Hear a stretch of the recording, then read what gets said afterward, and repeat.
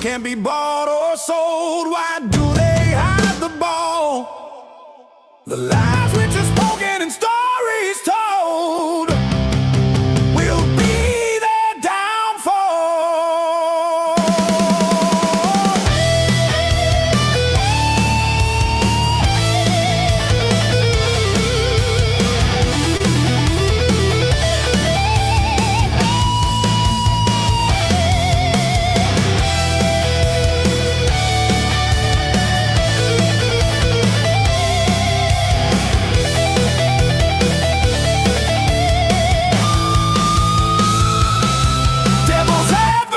On the road, traveling for truth, a journey unknown. From ocean sides to the center lines, we'll find the answers never shown.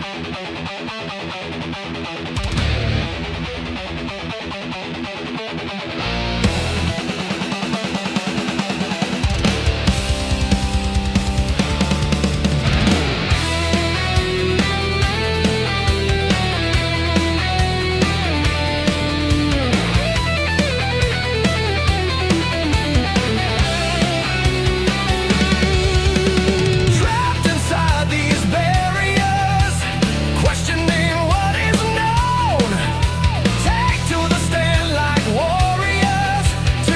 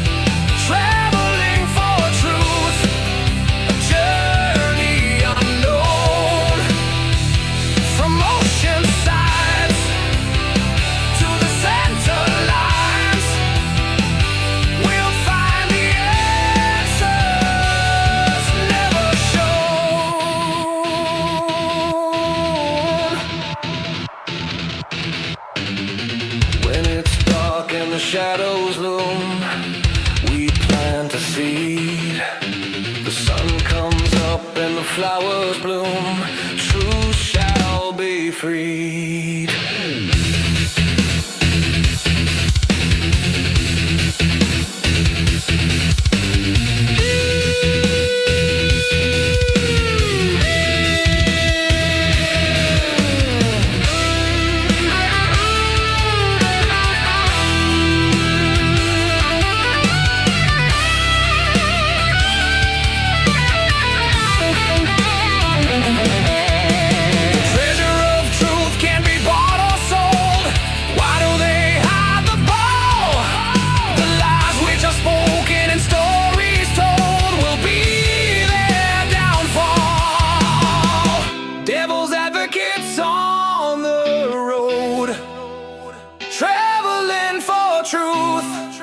A journey unknown, from ocean sides to the center lines, we'll find the answers never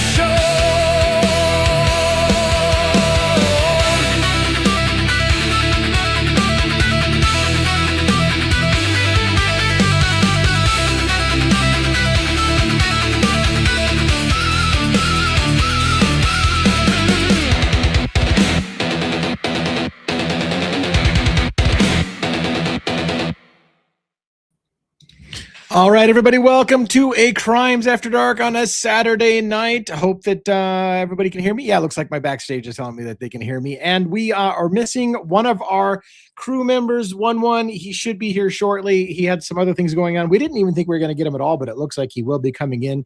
So settle in, grab a seat. Hope that you got to see the big justice. What did Lana call it on Truth and Transparency? I can't remember what she called the panel. We had a discussion on Lana's show, Truth and Transparency, with several other creators. We had Dago, we had Birdie, we had Custody Queens, at least 2/3 of them, and so we had a good time on the show. Let's get Robin on stage real quick. We'll have 1-1 join us in a minute.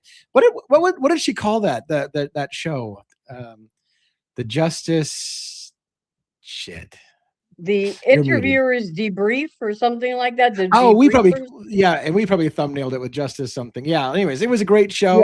Yeah. It was funny. Lana had said we're probably going to go about an hour and a half, and I think we went 3 hours and something. And I was like, wow, what happened to an hour and a half? But it just was one of those things. It was too many things to talk about. It was too great a discussion to cut short. First of all, I mean, it was a great panel. So if you guys have not seen it, make sure that you watch it later on. It really was a great discussion with everyone, especially those of you who had interviewed Chris, to hear your thoughts on everything and just to see you guys together. Because this was the first time you and Lana had met, quote unquote, and I thought you guys really seemed to hit it off, and so you guys share a lot of similarities. So yeah, and I think what is it? G Bean. There's a lot of ends at the end of that. Said it was phenomenal. I think you were talking about the show. So if you did, thank you very much for watching that. Yeah, I thought it was great. I felt everybody was super respectful to each other, and of course, you've got people who talk for a living all trying to talk at the same time. So there's going to be a few bumping of heads every once in a blue moon, but everybody was just super nice. It's like we all were from Idaho. Everybody was super nice. Yeah, that's right. So, but hey, I see we have some new people in the house tonight. Very cool. So great. Welcome to the den, everybody. If this is your first time in the den, we, you're going to have fun. We love to have fun here as we discuss the cases. Idaho 4, of course, is hot right now, but so welcome on in, get ready. It's a great night, to be alive in the den, as 1-1 will tell you later. Yeah, that's right. He always says it's great. Is it great to be alive in the den? Oh my God. Jenny 3333 says, would you do a panel with Pav? Absolutely. I really like a lot of things about Pav. So, but Pav and I we've never shared a screen either together. In the past, Pav has said some nice words about me, and I've said some nice words about Pav. Anything that's been, in my opinion, has even been remotely negative about Pav from our side has been about the people who follow Pav. Sometimes they're not so nice. Pav's been pretty solid, but some of his fans are pretty brutal. Like, Yeah. I'm wasting my time being on YouTube because Pav's already solved the crime. I like to tease him about that one. But look, I have no problems with Pavarotti. I'd love to talk to him sometime. So hopefully that will happen. Yeah, in the I future, think you guys would hit it off too. And Pav's a hell of a researcher. You guys share Right. that as Right. well. So I mean, yeah, that would be awesome. Yeah. So keep the comments and questions coming. Somebody said, could you guys help me follow all of you? And I don't know what you meant by that. We could. I don't know if Robin wants to do it or if one of our moderators want to do it, but we could post the links to the other creators' channels if you're wanting to find Truth and Transparency and Birdie Bombshells and Dago's True Crime Cafe. We could certainly post that for you, and then you just have to click on their links. Yeah. However, click on their link in another tab so you don't shut down this stream. So you could do it. Right, because otherwise it'll take you off. It'll take you right away and dump you out of the live, and then you'll have to find your way back and all that. Yeah, we don't want you to get dumped out of the live and miss what we're doing here. So somebody's watching us while watching a hockey game. God, I miss going to live hockey. I used to love going to live hockey games. It's one of the best experiences out of all the sports. I think good up against the glass, or maybe just a few rows up from the glass, hockey game is the best. But anyways, I digress. I like watching the fighting. Yeah, that's what I'm talking about. Like, when you get people slammed up against the glass and the whole boards come at you and you're like, whoa, and then they get into a fight and you try not to be the guy like, don't let him kick his ass, fucking kick his ass. Anyways, it's fun. It's fun. It's good stuff. Oh my gosh. So last night was great though. Yeah. Never been to a hockey game. Always wanted to go. Yes, hockey in person is, of course, it's better when you have a vested interest and you have a team that you actually care whether they win and lose. It's not as fun to watch hockey if you give zero shits who wins and loses. You got to have some kind of emotional stake and hope that because that way, if your team's getting its ass handed to you, at least if somebody kicks somebody's ass on the other side, you got something still to go home happy about for the day. So, right. And it's even better if you got some beer in you. So. Right. It is amazing how games are a lot more entertaining with a little bit of alcohol. How's that happen? Yeah. Anyways, what do we do if September comes and Brian stays silent and no appeal? Well, Miss Trill, thank you for asking the question. So it is not over for those who think Brian Coberger didn't commit the crimes, even if the September window passes. As we've said many times, and we can explain it if you are not aware of it. If it ever comes out that Brian Coberger could not have been at the house when they said the murders happened, the plea deal's off. And there's no statute of limitations on you couldn't have done it. So if it ever comes out that somebody else did it and it can be proven Brian Coberger wasn't there, like, for example, just an example, if a video ever came out showing Brian Coberger clear across, the state somewhere else at the same time the murders happened, that would just be it. Plea deal's off. He could not have done it. We've got proof that he was somewhere else, and here it is on camera. So there are things, even if the September date passes, in which Brian Coberger could still get out. That's again for those who believe that he's absolutely not guilty in any way, shape, or form, and wasn't there. So yeah, that still could happen. I was just saying in another chat that I feel like everyone should mass email Brian and be like, what the fuck? Are you aware what's happening on the outside? Do you know, by the way, and is it Baby B? I don't know how to pronounce the name. I used to have a series for members only called Letters To. It was, I wrote weekly letters to Luigi Mangione, weekly letters to Brian Coberger, weekly letters to Rex Heuermann, of all people.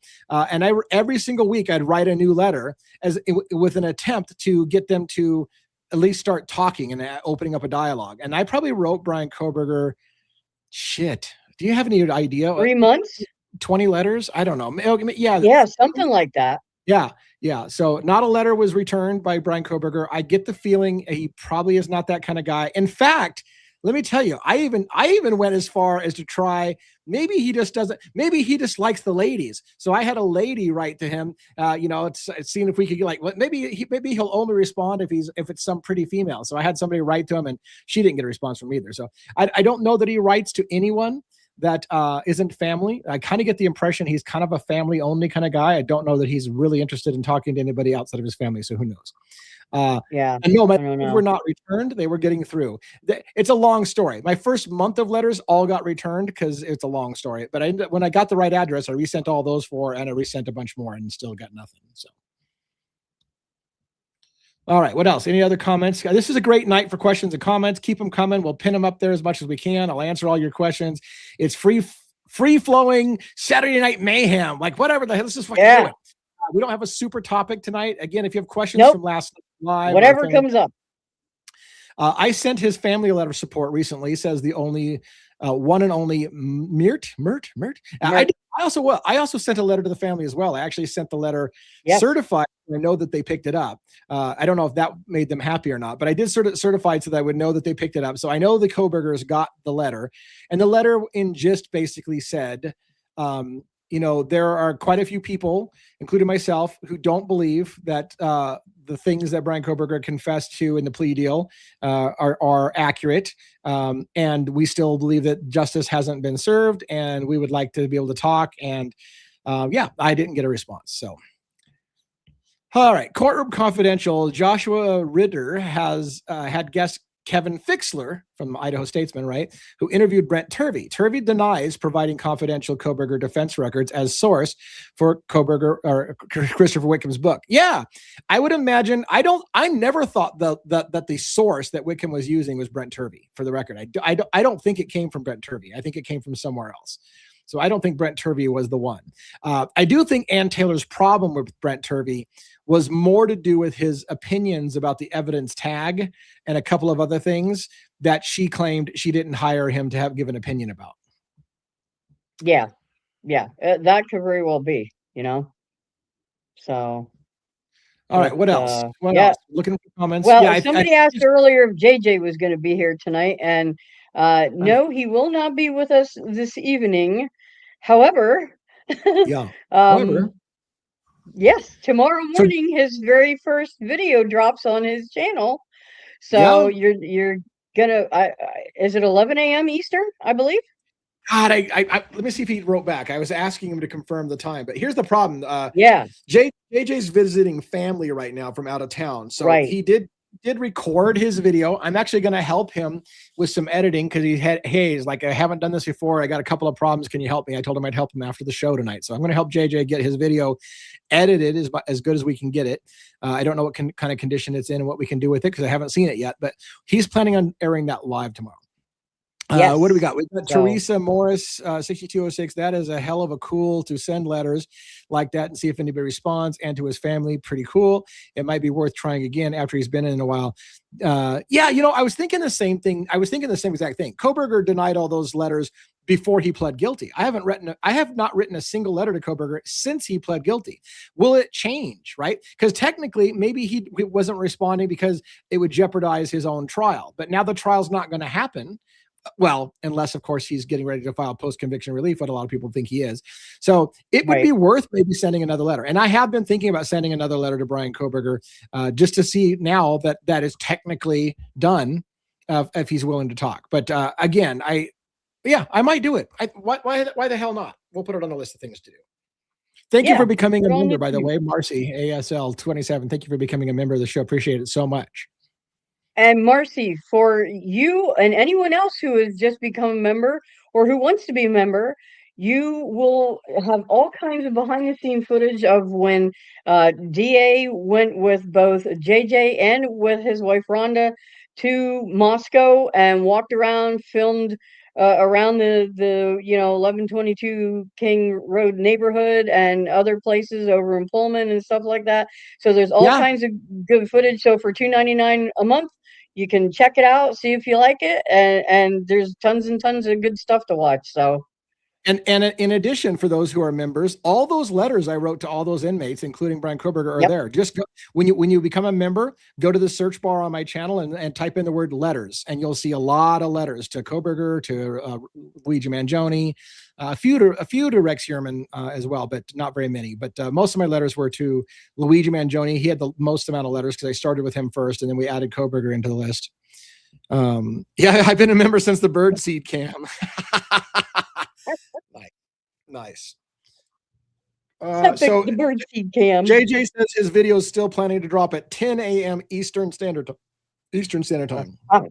Okay, so 10 a.m. everyone, State of the Deep. You don't want to miss his date. We want to show him lots of love. So, even if it does kill my channel, maybe he'll take half my audience. People are like, man, JJ's the only one who's figured out this case. It's starting to become like the POV thing. POV solved this case already. JJ's already solved this case. So yeah, if you think JJ solved the case, make sure that you watch it. Although, here's the thing with JJ, and he says it all the time. He's not really a true crime guy. His show isn't going to be, if you think his show is going to be about Idaho 4, it's not really.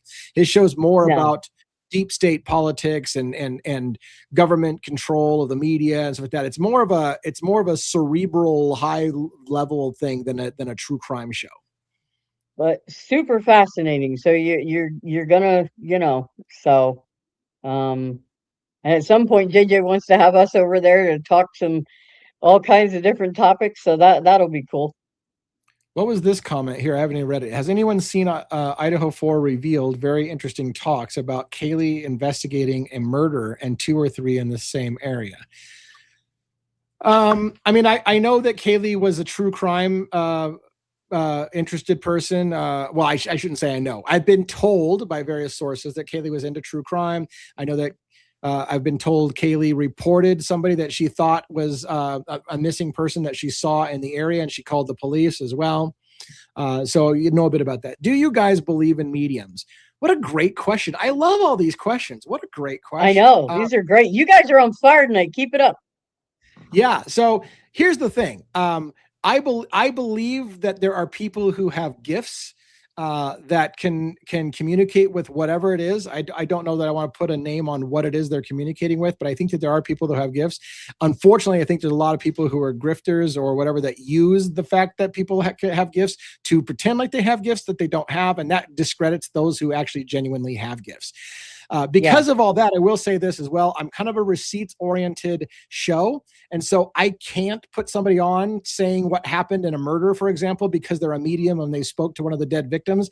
I can't do that kind of thing because it's not receipts-oriented. I can't prove them wrong or disprove them wrong. So while I might have my interest in people who are mediums, and I think good tips have come from people who are mediums, you can't use as this is what happened because my medium, my psychic or whatever said. So that's my position on it. But yeah. Thank you for asking. It was a good one. Any more questions, comments? Keep them coming. I like answering questions. We don't do that enough where we get some. No, I will say, Sue, she's phenomenal. I know a lot of our audience, they really like Sue from Revelation Tarot. She's amazing. I've had a reading with her, so I can tell you in my personal life, she spot on. So I will say that. So shout out to Sue. You're amazing. So yeah.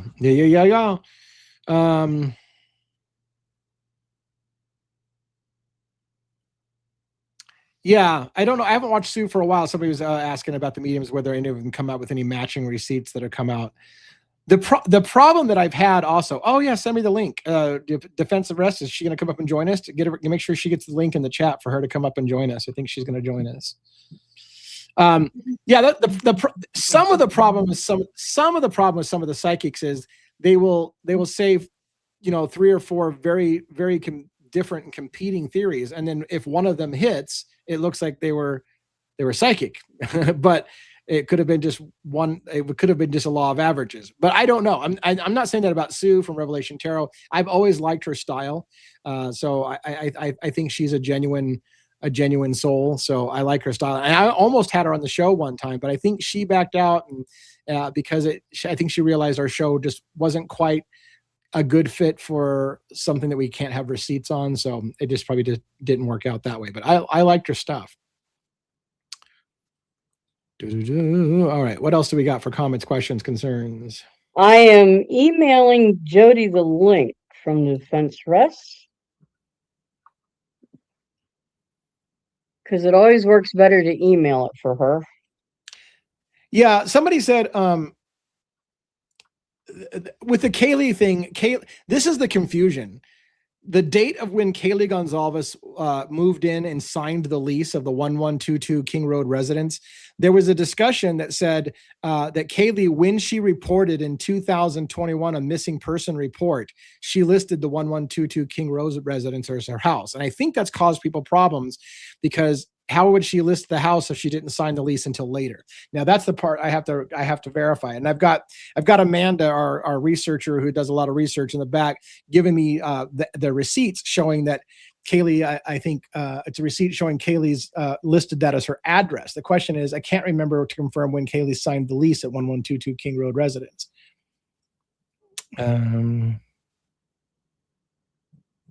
Okay. I'm just looking at what Amanda sent me. Oh, wow.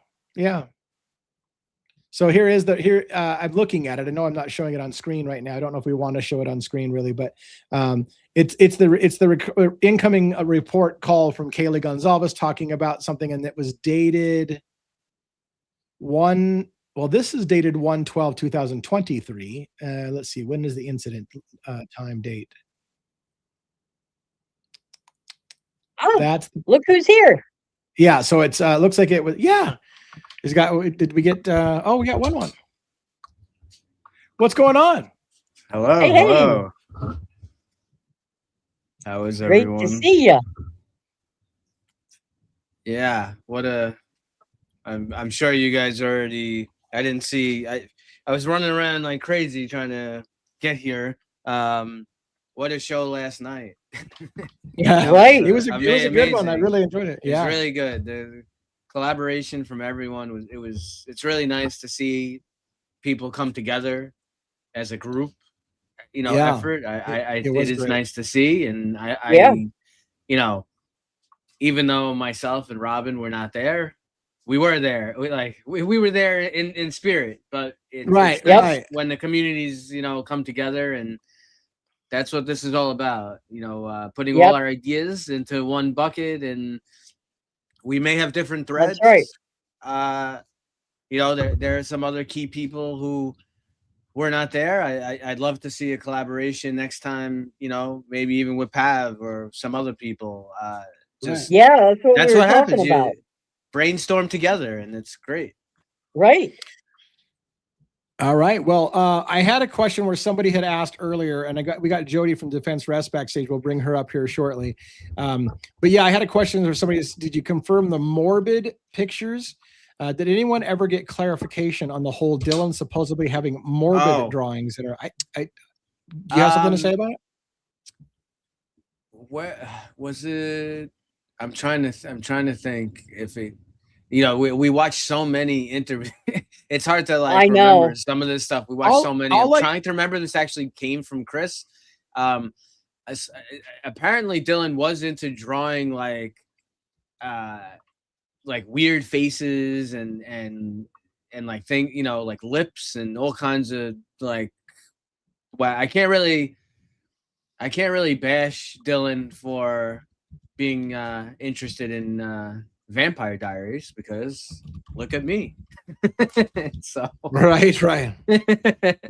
But yeah, I don't know. You know who it was? It wasn't Chris. I know what it was. It was Lana was, I think, covering something that Chris said, and Lana was going over it. It's so what Lana said. And I could just, you go by what different, everyone has different experience.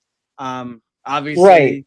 I'm not a woman. I'm not a girl. But what Lana said, she's like, as far as she remembered when she went to college, and you have people who are into all different stuff and different, different hobbies. She doesn't remember anyone having a young college friend that was into drawing like wacky pictures with like body parts missing and weird lips. Right.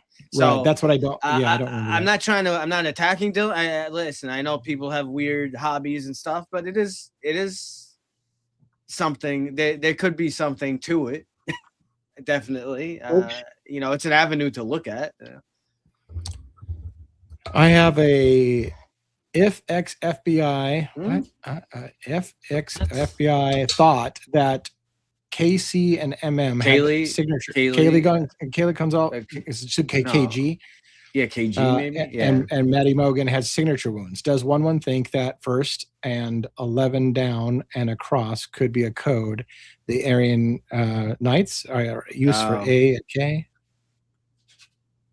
Kind of a complex question. Yeah, we don't know what the signature wound is, unfortunately, because we haven't seen it. Right. So, I mean, we know that you're not. Yeah, no, that is, just Melbourne Pat. I mean, just with that question alone, you probably put more insight into thinking about that question than I think some MPD did many times. You're absolutely right.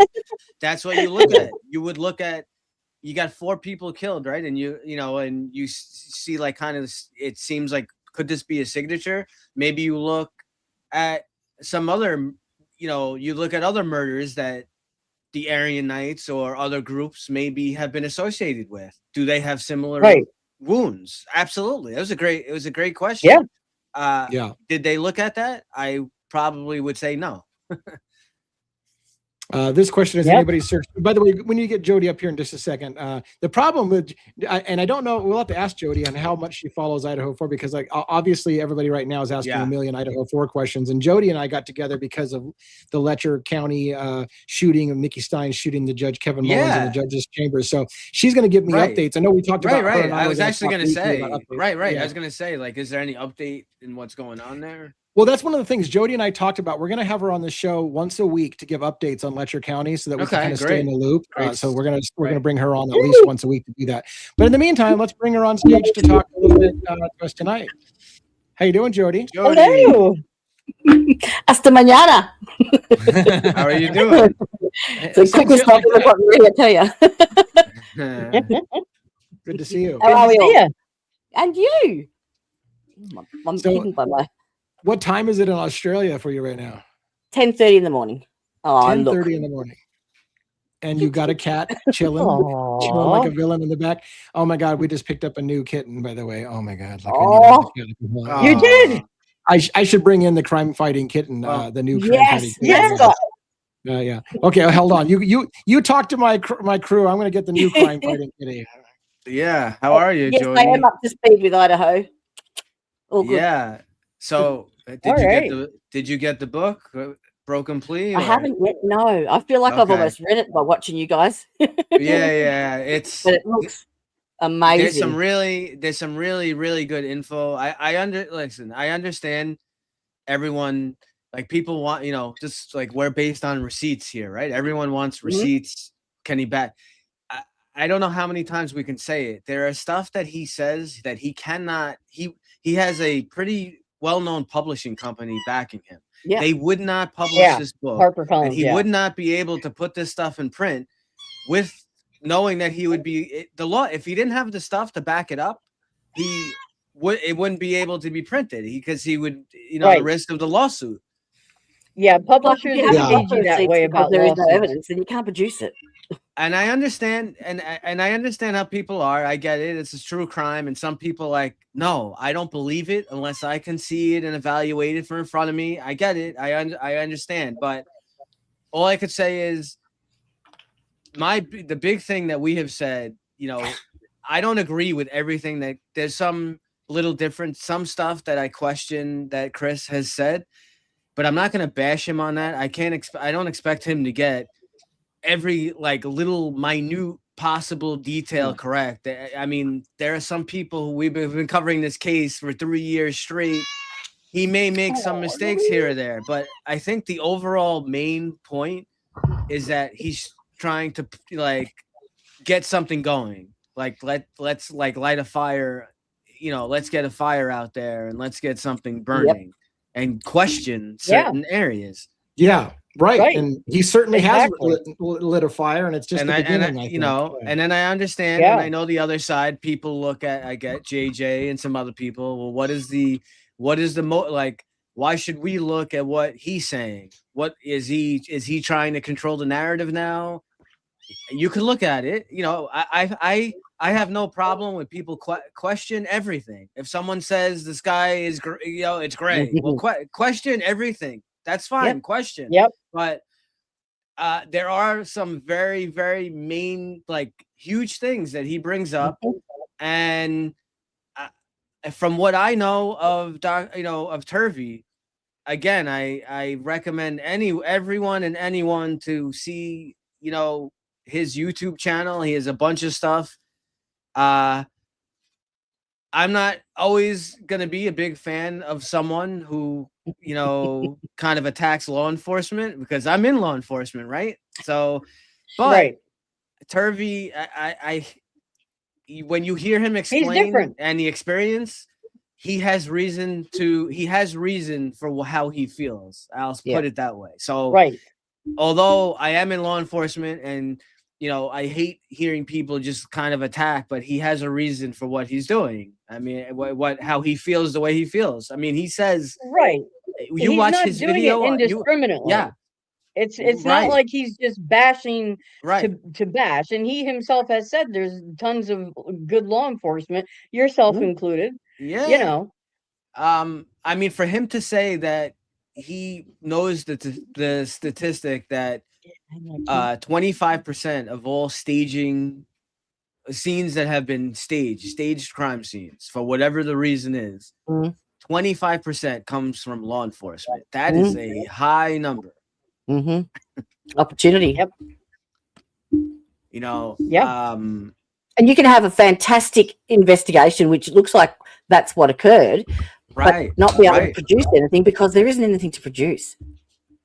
Yeah. How do you get into a car after bludgeoning 4 individuals and not a drop of blood? Right. Exactly. And here's the thing, it's Jodie, not like, possible. yeah. And here's the big thing that Lee has, we'll keep saying it every show if we have to. They did not have BK's DNA. I will double down, triple down. They had some cells. Whatever DNA they had on there, they did they doubled the sample, and then they did some crazy whatever, found some lab witchcraft, whatever they did to go higher up the hierarchy. And when you go up high enough, hey, if you go high enough, all of us will be related too, right? Right. 4 of us on here will be related somehow. So I don't know, and I really don't think they were going to be able to use that in trial. I really don't. And Bill Thompson knew it. I love this question. If the spare room if the spare room is so significant, what was on the computer that was in that room? Why was that never discussed? It's a great question. It's a great question. I hate to say it, but I begin to wonder what that spare room and computer was used for. And I'm starting to have some. And I'll tell you what. And I'll tell you and what goes along with this question. What's interesting, I believe we have some photos that came out where they were actually trying to get info, I guess, off of like the smart. Everyone has like a smart TV. So it's interesting that they were trying to get data off the smart TVs. But yeah, where is the info? Isn't that a link to your Google when you log in? What's that? The smart TVs, you have to log in on your email address. So that would be linked to your Google or Microsoft account, surely. Sure. Right. Yeah. Well, one of the big things that we saw a document. It came out and one of the things that they were trying to say is like, oh, what did BK's phone, did he try to hit the Wi-Fi? Because when you have Wi-Fi on your phone or any tablet, any device, it'll try to connect to whether you know the password or not, it'll try to connect. And when it does that, it will create a log. And then that person had to be in a certain vicinity to be able to try to access that Wi-Fi, that's a great tool. I have nothing that's great to look at. But why are we not looking at? Now, again, I know it's not 100%. It's not proof of life. However, it would at least give us like some theory or something to look at. Where is the phone data of Ethan and Maddie, Maddie and Kaylee and everyone else? They've done forensic download, surely, because they all connected to the router in that house that Kaylee paid for. They all connected. So why can't we see that data? They definitely have it. There's no way that they do not have it. Absolutely. Right. Yeah, especially because the case is supposedly over. I mean, you know. Brian, they But- said very early on though that his phone pinged from their Wi-Fi. Has that been disproven?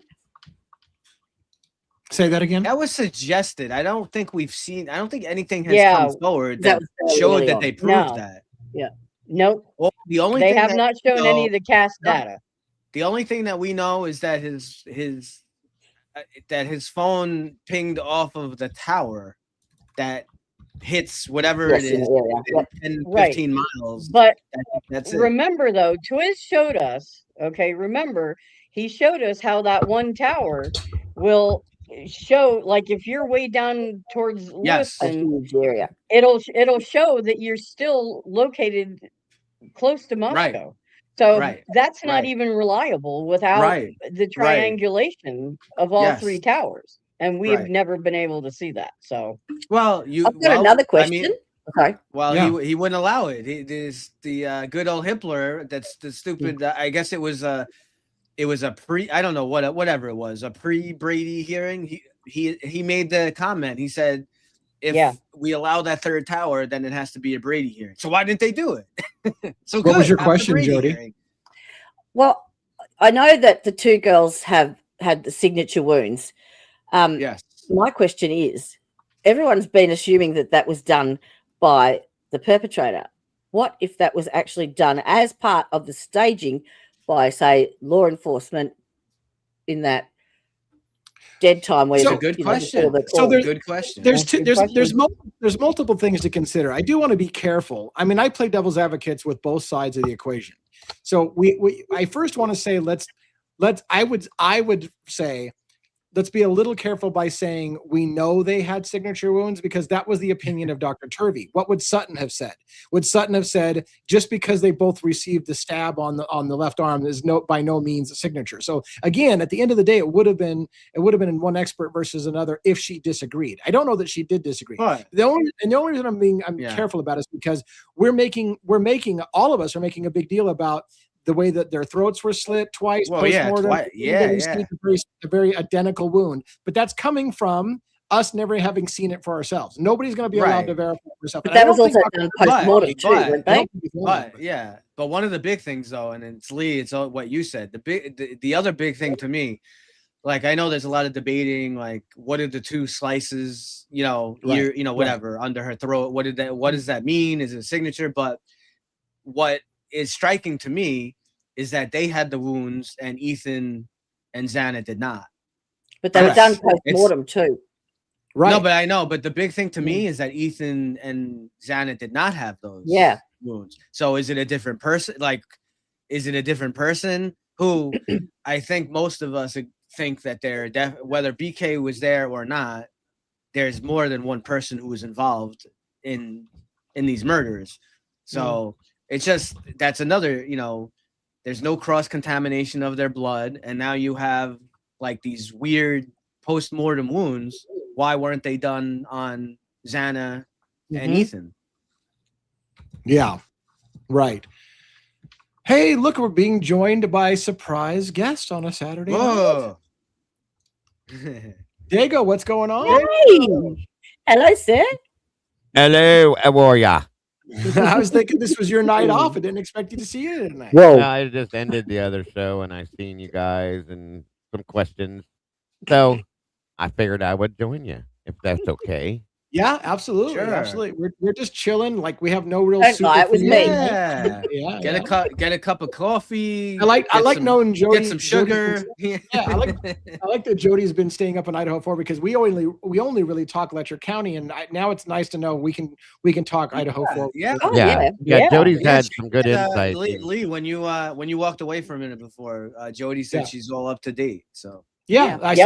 saw that. Yeah. yeah. She popped into a couple of my shows and she had some good insight into them. I was very grateful to see you there too, Jody. I appreciate you very much. Welcome. Yeah. Great stuff. Did I miss any? I was fighting the kitty. I was trying to show the kitty, but the kitty was starting to shred me a little bit Your too light's much. really dark. Peter. So my light is He's dark. so cute. Oh, my light. Here. So Couldn't would see you- the cat. Little Let me smudge. shed some light on that. I should have had that light on. Then you would have seen I would have seen the kitty a little bit better. Yeah. Oh. I've got another You question can show about him off the again. legal one. Yeah, Sorry. go ahead. It's Go ahead, ask your to question. do with just the whole plea deal thing. So he's accepted a plea deal, right? Right. Now, what if the plea deal is basically buying him time now, because Right. not all of the information has been or was released at the time to the Right. defense team. So Right. this has bought her some time maybe to go over all that. What happens if they actually find something there or lack of something there now, because everything is out there, that he can be exonerated, and then because he's actually taken a plea deal, double jeopardy attaches, so he can't be retried. Yeah. Well, No, not necessarily the no, double jeopardy no. part. Not necessarily. Yeah. Typically in on that an aspect. appeal, right? Typically on an appeal, one of the options is the trial didn't Retry. happen fair, and they retry Right. it. And actually, Yeah, I'm talking about no retrial. Like something comes out that they obviously can't prove he was there. They can't prove his guilt, because the guilt is the But I onus is don't on think. the But prosecution, Jody, they yeah, clear him, I don't think not that would be. retrial. I know what you're saying. I don't think that Yeah. would be enough. What they would have to prove, you're kind of getting to it, but I think you're just saying it the wrong way. If there was some kind of proof, like whatever it is, that it's impossibility, like BK, like I don't know, like some video comes forward and we know, like during the time of the murders, he's someplace else. Some Correct, mysterious video comes forward that we have, something like that, where it's an impossibility. There is no possible way he could have actually done it. That would be. I do exonerated. quickly. I have to correct myself. I should have corrected this quite a while ago. When I say there's a retrial, he never had the first trial, so he can't have a retrial because he never had the first trial. Right. So I want to clarify that, because people have pointed out before, you don't have a retrial, but you didn't have a trial. That's what I mean. He never had a trial, and there is no retrial. So, and Jody, one thing I know you said you didn't get the book yet, or you don't have it yet. But one thing I want to be like, not to give like spoilers away or whatever. I've actually I've read the book. I had Boss man gave me 2 days to read it, so I've read it, and now I have it on Spotify. And I've re-listened to some of the chapters and stuff, and I just got through the chapter again where they're really talking about the sheath, the knife sheath, and the chain of custody, and it really was such a big thing, and it really makes me think that something else. I know this would be JJ's like area.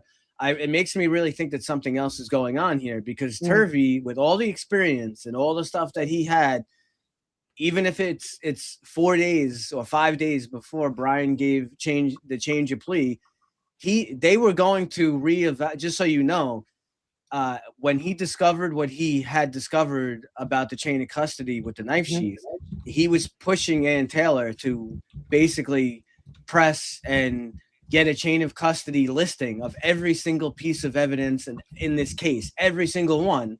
And he really thought that this was like half of their evidence was probably going to be thrown out. Yeah. And then he changes the plea out of nowhere. So, but isn't that that DNA or alleged DNA, the cells, the only thing that ties him to that property? Yeah. Right. So that magically appeared halfway through. And it does. It does. But go ahead, David. I was just going to say it's not even his DNA either, Jody. Right. That's the thing. No. That's the problem. Like, it would have been. I think personally that they would have, at some point, that would have been tossed. I believe that if it would have actually went to trial, it truly would have been. Sure, I feel. I'm sure.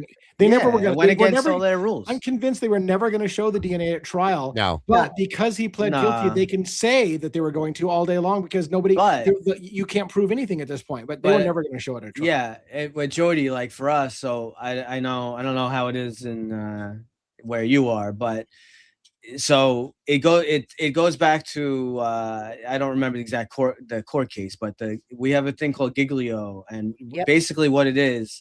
You probably know, but just to reiterate to people who aren't aware, because I work with NYPD, and we have officers. We just discussed this in my training like 2 months ago.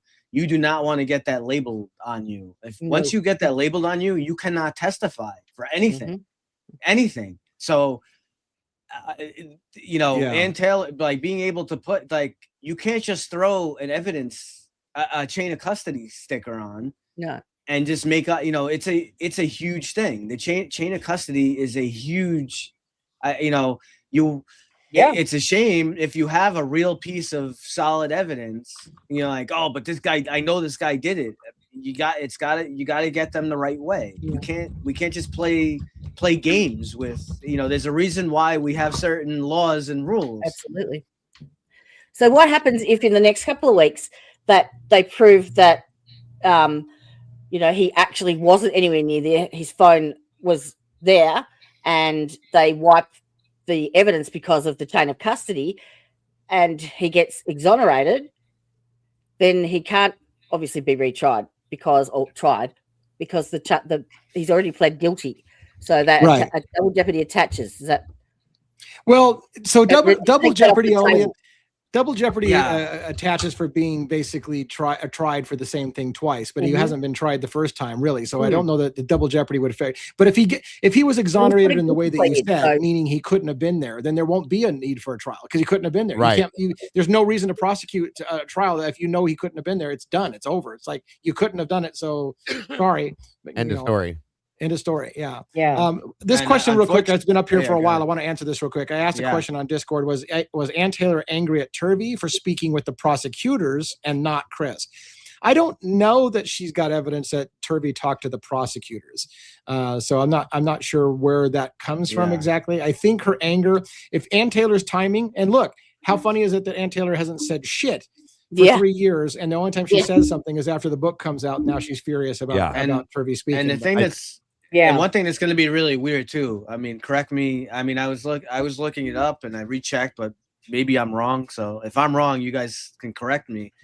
But my understanding is if Brian does do the post-conviction relief, that it goes before Hitler. That Hitler is the one that makes that decision on the post-conviction relief.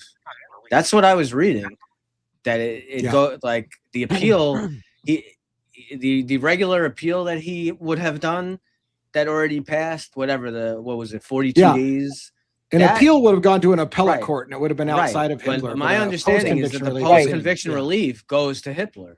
Right. And he's already said that he'll basically reject any post-conviction relief that comes up. I mean, he's already basically told you he won't hear post-conviction relief. So some people think it's a moot point, even if he does do it, because Hitler said, I'm not going to entertain post-conviction relief. I don't know how a judge could say that. No, he can't. That's asinine. It's asinine. Is it true that the prosecutor, what's his name? Bill Thompson, has a history of plea deals as opposed to trial? Yes. Officer, most people have a history of plea deals before trial because 97% of all cases go to a plea deal instead of going to trial in America just now. In itself a way of getting around the transparency issue. His history, Jodie, if you didn't know, is like, I think he's taken 3 full cases to trial, I think, max, in his 30 plus years. There's a lot of stuff. Does that say something? Oh, of course. So I need to address Marcy's question for educational purposes for everybody. So Marcy's question, and it's a good one, but this is why we're trying to get people to be educated on how this works. Isn't his acceptance of a plea and the various components going to be hard for courts to re-examine the case? There's a difference between an appeal and waiving your right to an appeal and post-conviction relief. Brian Coberger did not waive post-conviction relief. He waived his rights to an appeal. And I know that sounds crazy, but even the appeal issue is under debate in the Supreme Court, whether people are allowed to waive their rights to appeal. Yeah, it's a big case. His appeal option is over, but post-conviction relief isn't. And post-conviction relief allows essentially what many people think would be an appeal, which is like something went wrong and it needs to be re-examined. But right. So and that deadline is September for him to file. Yeah. Yeah, I think it's September 3rd. Did you Did you guys I know I sent the picture earlier. Did you mention before I came on about the new collaboration, the new lab with this. No. Oh my God. Yeah. Yeah.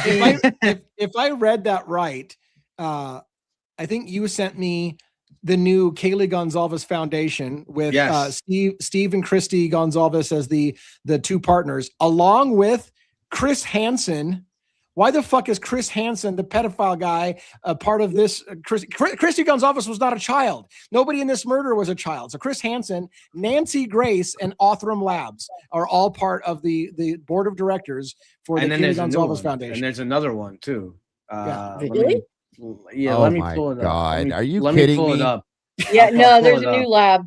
There's a new one. There's another lab. Oh my God. Yeah, begins with a B. Yeah. Surprise. Did you just say that lab was owned by the Gonzalez Foundation? I don't know if the Gonzalez Foundation is going to form a forensic lab with Othram Labs. I don't know. Sorry. I heard you wrong then. I don't know. I don't know exactly what their plan is. It sounds like they're looking for ways to put more innocent people in prison by running their own lab. Yep. Jesus Christ. Wow. Are you kidding me? Nancy Grace, Chris Hansen, Othram Labs, and the Gonzaleses. Oh, guys, it's time for me to retire from YouTube. I'm sorry. I just can't anymore. This is insane. I need to find that. Where did you send that to me? I wanted to make sure I got it right. Yeah, I'm gonna show. That was No. That's the one I sent yesterday. But I sent there's a new one. Let me show the new one, and then we can show that too. Let me. I put it. I just put it backstage. Oh, you did. Oh, okay. I put it backstage also. yeah, that's it. You beat me. Oh, what the heck?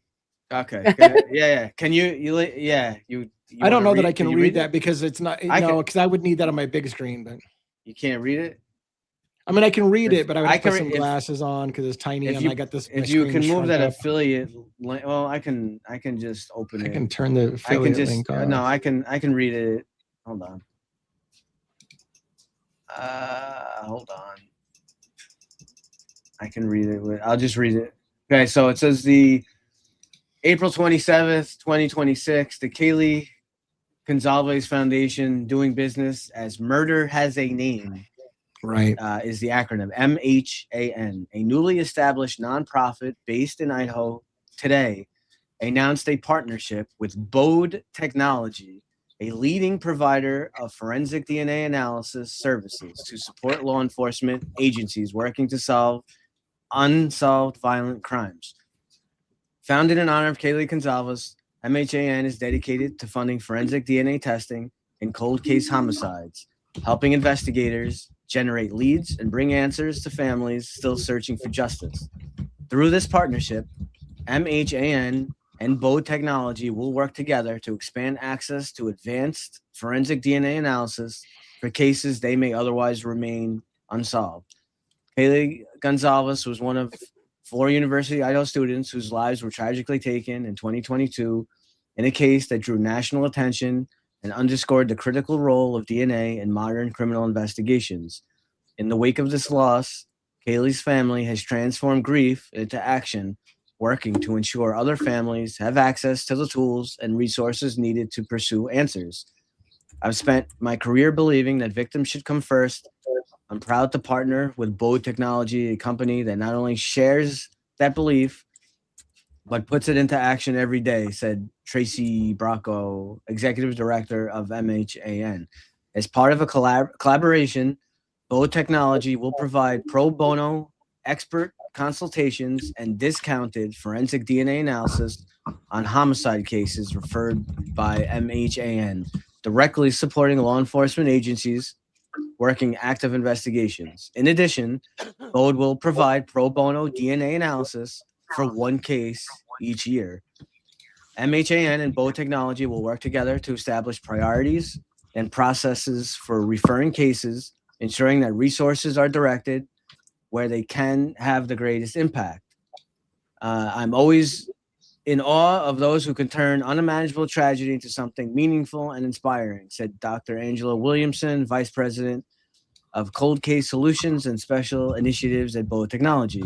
I assisted on Kaylee's case in my previous role with the FBI's Behavioral Analysis Unit, and I will never forget her or her friends or the senseless loss of their young lives.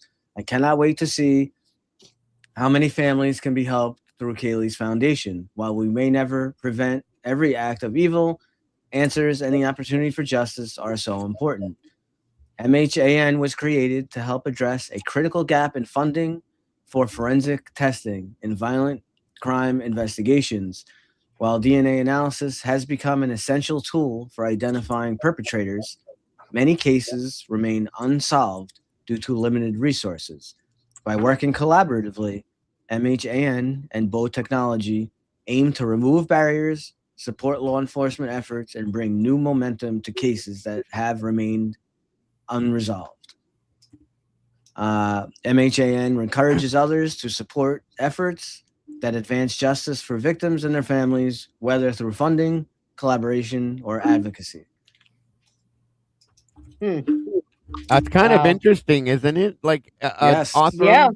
and the Chapins are with Othram, and at least we know now why they're speaking probably at CrimeCon. That Right. makes Right. sense. Right. They're with Um, Othram, and then the Concalves are with this Bode thing, this new thing. Here's the biggest point in this whole thing, you guys. What's gonna happen? How dumb is this gonna look? I should say, when and if Brian Coberger is found innocent of this crime, completely exonerated from everything, how bad is this gonna look at that point? It's gonna crumble, in my opinion. The whole thing's gonna crumble. You're right. Well, this is a problem. So I mean, is this going to be a continuous thing? Let's just take some, past DNA from a cold case file, and let's just go. How high can we go up the hierarchy till we find someone and put it on them? Oh, case solved. Like, thank you. Yeah. This is getting ridiculous. And it's non-profit. Anybody else have a problem with that? Come on.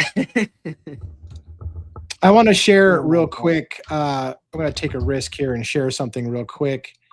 Go here, share screen, a window, this window right here, I think. So this is the chair and the board of directors for the Kaylee Gonzalez Foundation. So there's your chair. Chris Hansen, board member. Yeah. Nancy Grace, board member. Wow. Othram Labs. Wow. It's a party. Why is Chris Hansen a board member of the Kaylee Gonzalez? Good Jesus. The hell out of me. Nice angle, Steve. I think I'm going to start a cooking channel, folks. I'll see you later. Yeah. Good God. It's a thing. It's a thing. Lee, I got an idea. Let's see if we can start our own thing. Come on. We can do this. Oh, We'll grab a few other people. Start our own foundation. Yeah. Fuck it. Let's just do it and be done with it. Let's have a beat off and do a music channel. It's insane. And here's the thing. Yeah. They make this sound like they're doing this, and no disrespect intended by any means against what has any of these people have gone through, but they're making this sound like they're out here trying to do, the greater good of the world, and we're here to do this and that, and you're full of shit. I'm sorry, but absolutely full of shit. Everybody sees through this. My God. Yes. Yeah. Yes. So And not only are they, with Othram, now they're with this Bode Technology. Yeah. What's next? I mean, come on. And and you hear what they say, like, I don't know how many times we already said it in this stream already. They don't have BK's DNA. They don't. Well, they do now because they had to give it to him when he went into prison, but that's how they got it. Right. Maybe they'll start training their elite force of their own troopers or something. But here's the thing. I mean, you asked a question earlier, and I'm a cynic. So you asked the question earlier, what's going to happen if Coberger, for example, is exonerated? Yeah. I don't think anything. Authorm Labs has raised $48 million. They're not going to fold. They're here to stay. Yeah. They could all be look how found to many be other cases liars are and they're involved still in going to be fine. They got $48 million. I agree It's a with you on juggernaut at that. this point. I just mean I'm sorry, Robin. I heard you say something. Go ahead. Oh, that's okay. I was just saying, look how many other cases they're involved in. They're getting involved Yeah. with, they're Yes. involved in Lisk now. They're getting Yep. involved with the Nancy Guthrie case. Yeah. You know, it's like they're creating this monopoly on John Benet Benet Ramsey. solving, Right. Yeah. Yeah. right, John Benet Ramsey. I mean, And there's several cases at CrimeCon where they're listed as going to help out with some other missing cold cases. So they're doing everything. They're fat with cash, and they're going to be the poster child for how forensics is done in America. Yeah. And the sad part is apparently you can have a nanogram of DNA that doesn't lead to Yeah. anybody. Do And some this is fucking what's with scary, genetic right. genealogy and say, who do you want to have it point Yep. to? Right. We can make that happen. Exactly. And Yeah. then place it wherever you want it to Right. see. Right. Exactly. And It's then- scary. And then they're going to be like, well, your phone pinged off the tower that's within 20 miles of where the murder happened. You were there. So I we know know- you were there. so we along know- with yeah, we know you- 72,000 other people. Right. We know you were No. there. Yeah. Oh, and we know that you were stalking the victims because you went to the one, the one Kmart or the one Home Depot in the area that the people shopped at. Yeah, and Mitchell Callahan says the Four Brothers Kopaka. Yeah, I've Well, said that I believe that's the that's what case, we- and the irony is that they now admit. I can't fucking believe this. They now admit Authorm Labs no longer has the names of the four brothers they developed it to. It is lost to history. yeah. So trust us.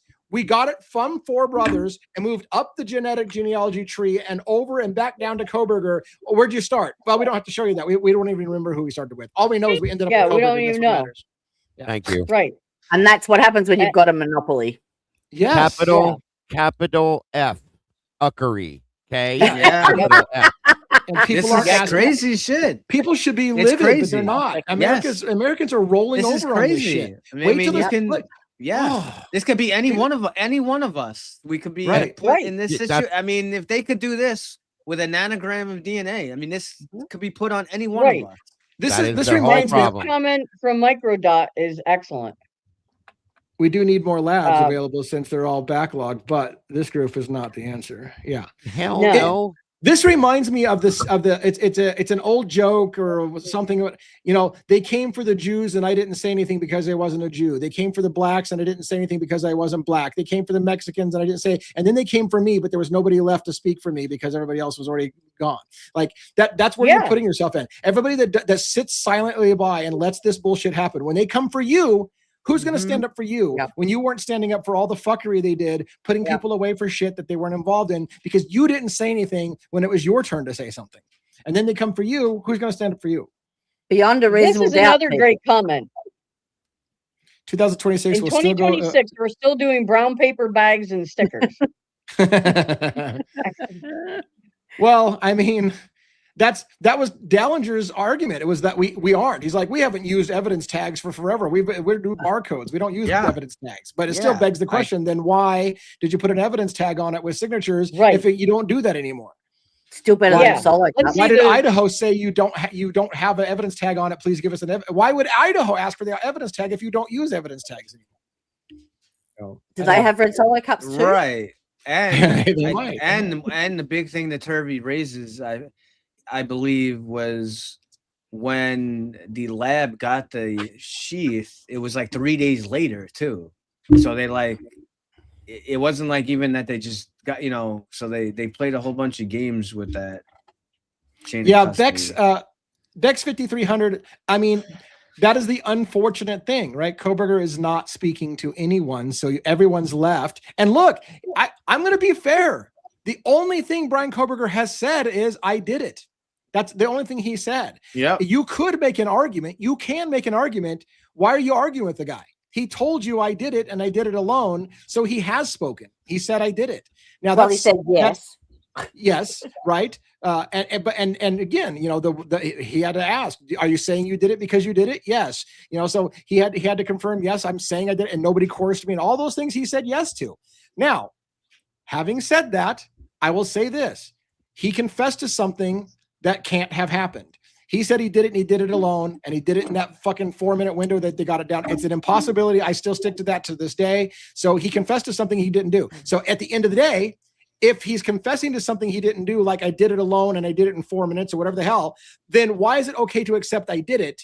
If he's a liar, right? If he lied about doing it in the 4 minutes and doing it alone, then why should we accept he did it at all? So, you know what I'm saying? Like, you can't have it both ways. It was brought up. I just had Andrew Myers and Yoli on my Verdict Room show earlier, and that was brought up a couple different times about him. And at the end of the day, everything that comes out that could be coming out, the book, all this stuff, and any information that happens in the very end of everything, it's got to come down to Brian and what he says and does. Right.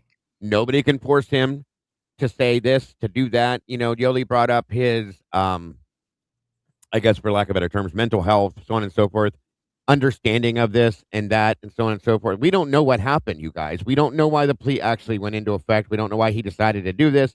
We don't know if we don't know if he's been coerced or anything. Right. Yeah. And that's a good point Mitchell brings up right there. How do you know he isn't speaking to anyone? Right. Exactly. We don't know. We don't know. You're right. He could have lawyered up with the highfalutin lawyer that he's told not to say anything about it. Wait till we file our motion and maybe be quiet. We don't know that. So yeah, you're right. Very good point, sir. Very good point. And that's what I'm saying. But in the end, it has to be his final decision to whether or not he's going to even go. Even if everything comes to the point and they're saying, okay, Brian, we have this, and that, you need to speak out. And if he chooses not to, and he chooses to stay in prison, that's it. That's it. That's the end of it, you guys. If he chooses not to go for the appeal by September, that's the end of it. That's a very hard thing to accept, in my opinion. But it's not us. It's not our choice. It's crazy. So if the plea was to buy some time, how does that legally play out down the track? No idea. I don't even know. That's a good question. If he doesn't, I mean, there's no way. I mean, she said it, and I believe her. I mean, even listen to from the interviews. Listen to the info that Chris tells you. I mean, I don't know if Chris has all the discovery, but he has. He got a large part of it, and even he said he hasn't seen there's hundreds of thousands of emails and photos and not terabytes of info. And Taylor said she didn't have enough, and that's what Lee has made reference at the plea here, because that's part of the plea thing. Anne had to say, no, she's required to say that she had plenty of time. She had to say that she had enough time. Everyone knows she didn't have time, but she had to say it. Teresa Morris, I want to answer this question. He should have at least tell the judge a few things that he did that was not in the news, a few things that only people who saw the bodies would know. And here's the thing.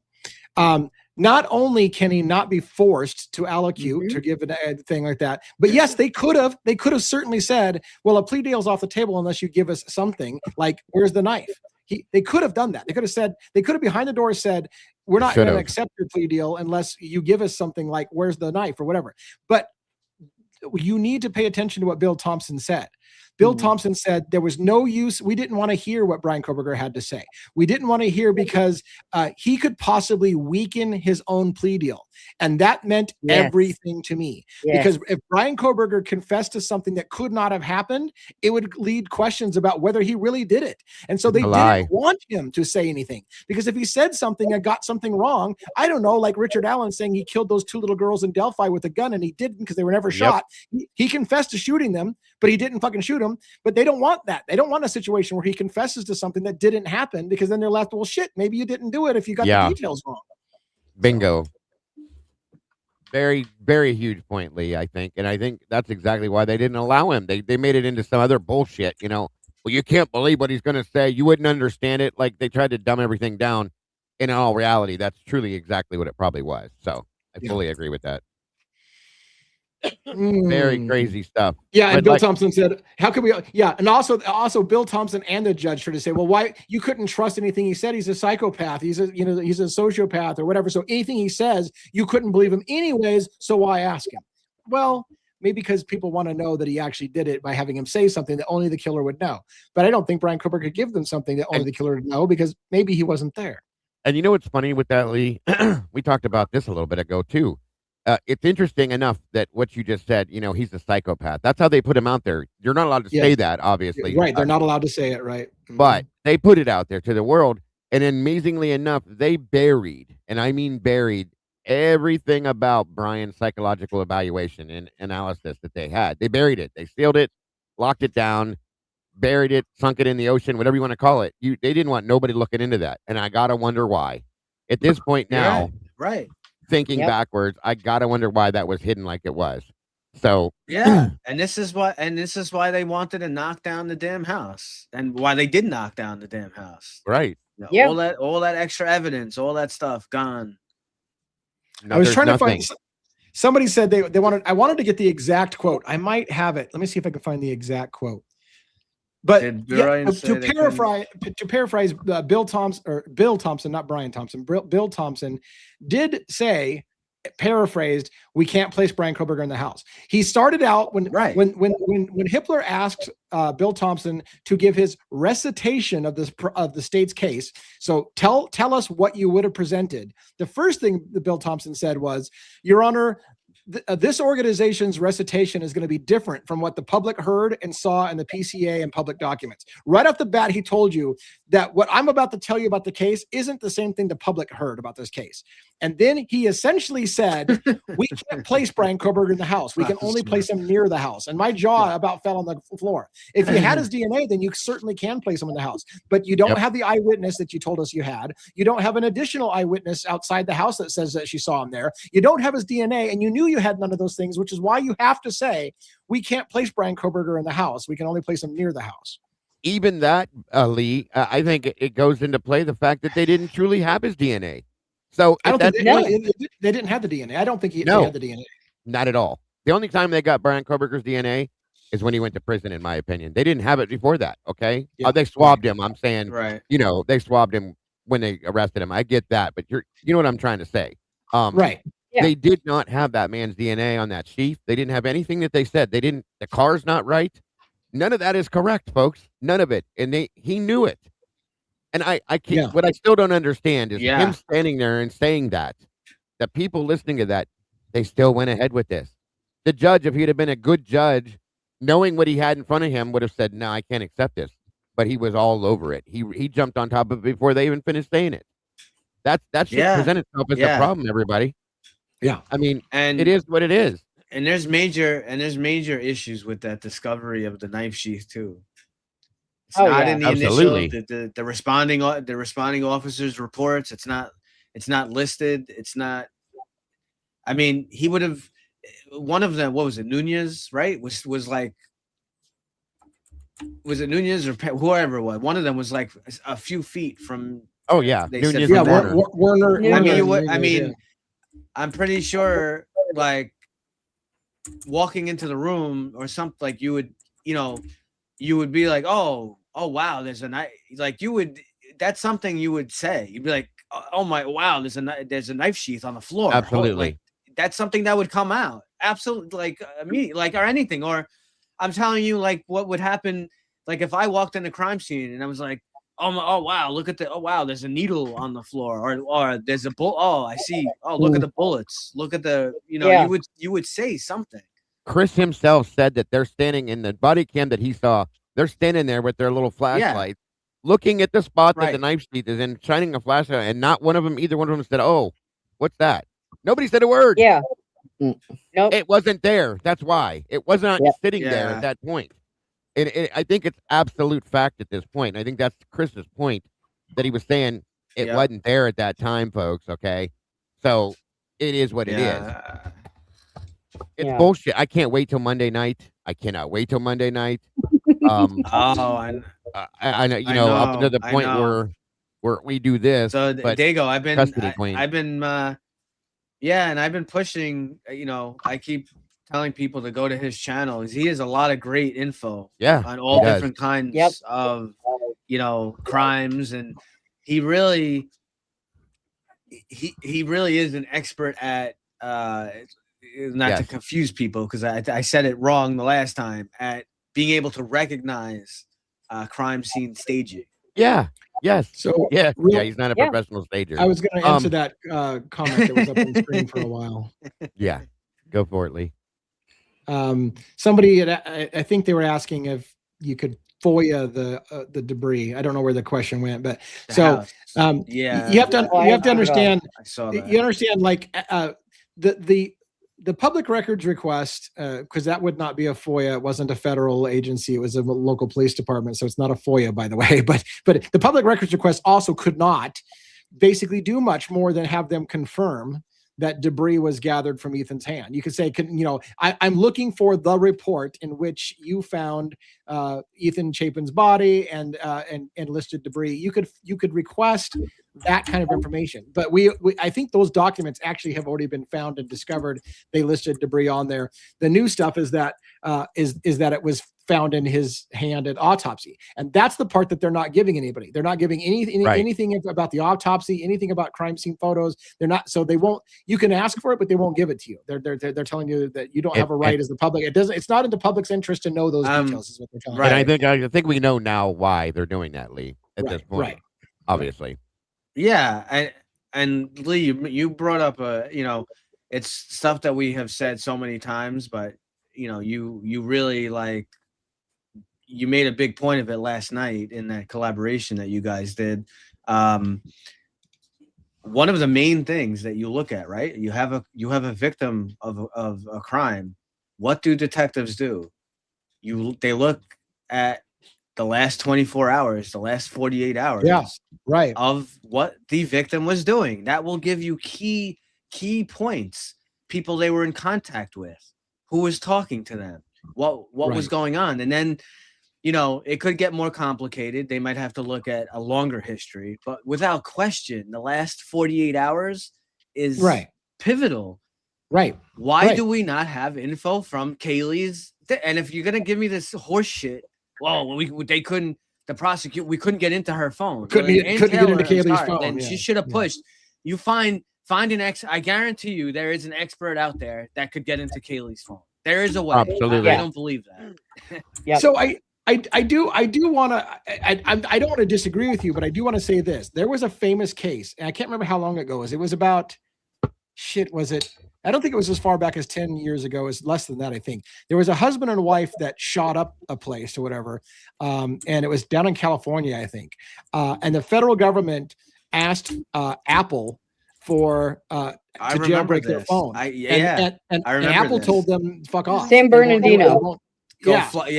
They said go fly a kite. So, right. So Apple does have strong encryption and did say no when requested by law enforcement to jailbreak their phone, and they said they won't do it. And law enforcement pushed back and said it is critical for us to understand what they knew and didn't know prior to the shooting.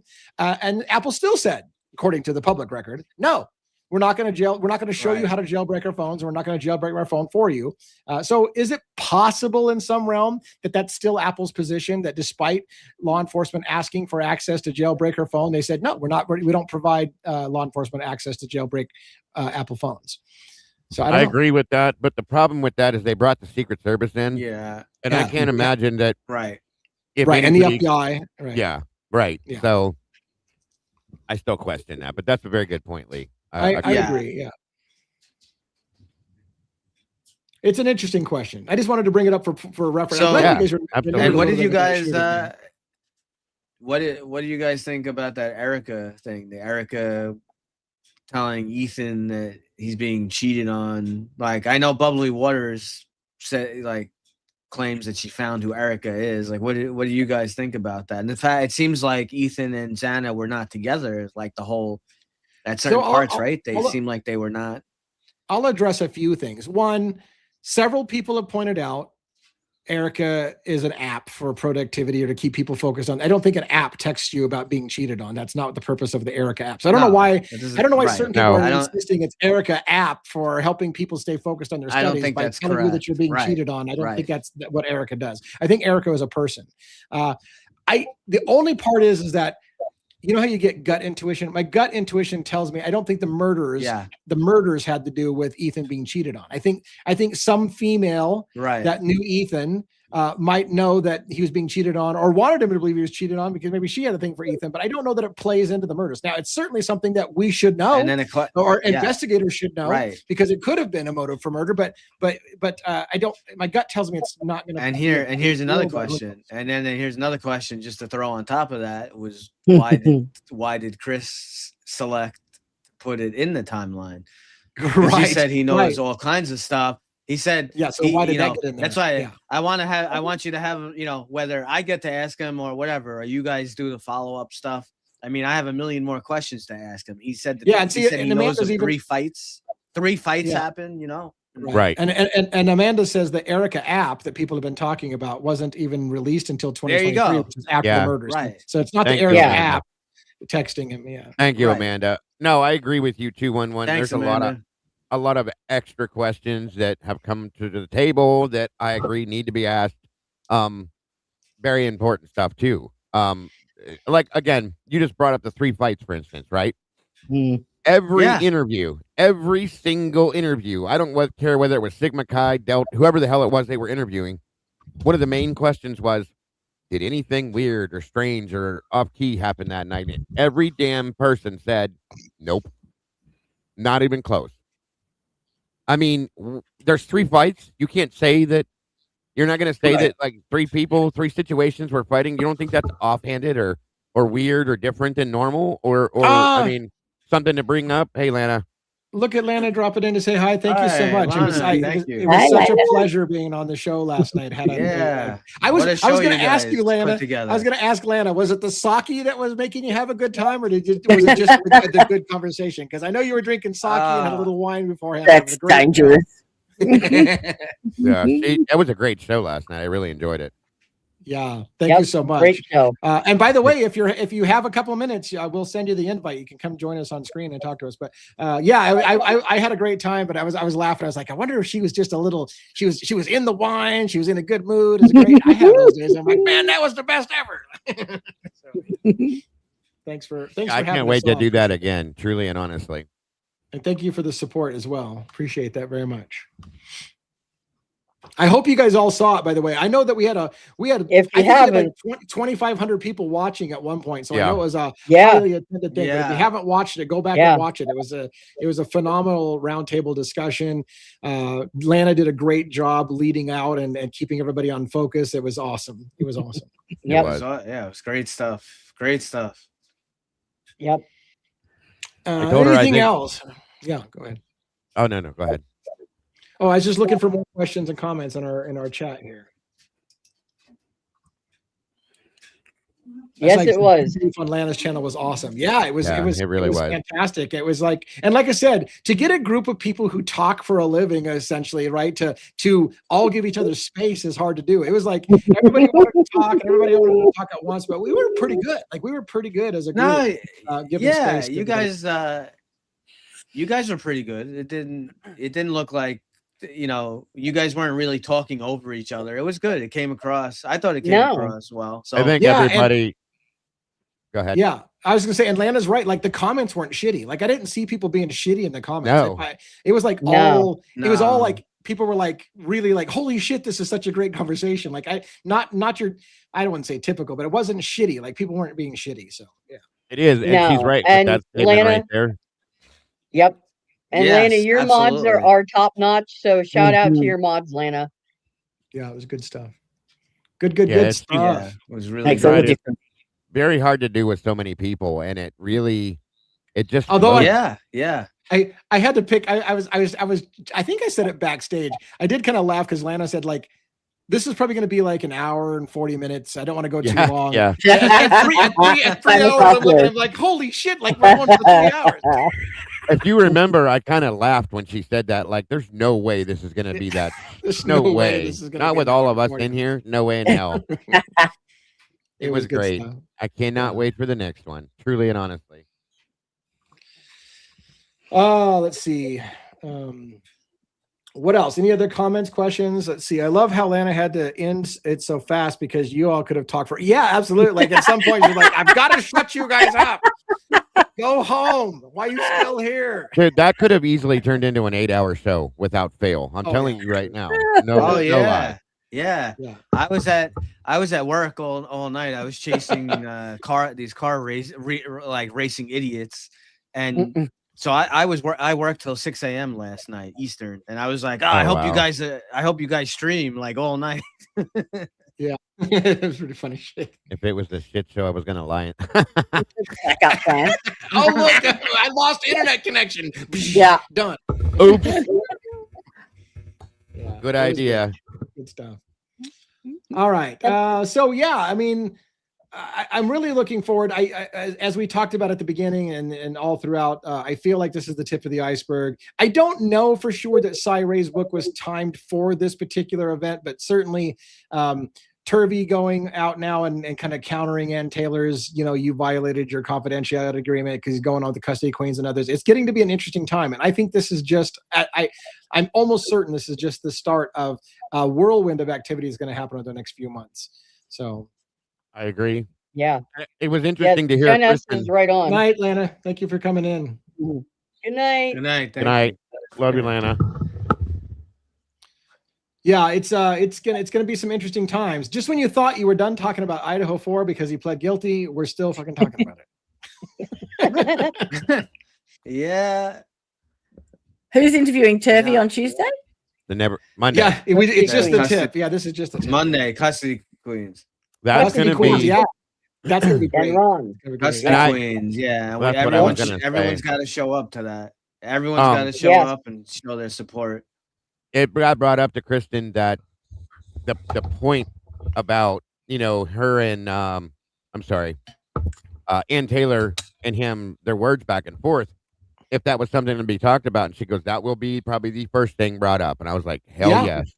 Hell Hell yeah. yeah. Like, what about Ann Taylor though? Yeah. Yeah. Yeah, right. That's gonna be interesting to hear his point on that. Yeah. Um And you guys will see when he's on, if he gets asked kind of like a general type question. For those of you who haven't really seen much of his interviews or the stuff he's done, he's kind of like anti-law enforcement. He really is. But even though he's weird, like he's kind of anti-law enforcement, but with the experience he has, I can't blame him. Like I listen to his stuff, and I'm obviously, you would think that I would hate him, but he's right with a lot of stuff that he says. I'm just like fascinated with some of the things that he says. So the best part I of think- it, one too, is gonna be that it's live. Okay. Yeah. It's Yeah. gonna be live, so all of his reactions and everything he says are gonna be right there in your face. And he's a different type of person, folks. He doesn't hold bones. He's brutally honest. No. And so I Yeah. am beyond excited to see this. I'll be honest with you. Yeah. Yep. there's so many things he could be asked, like Oh yeah.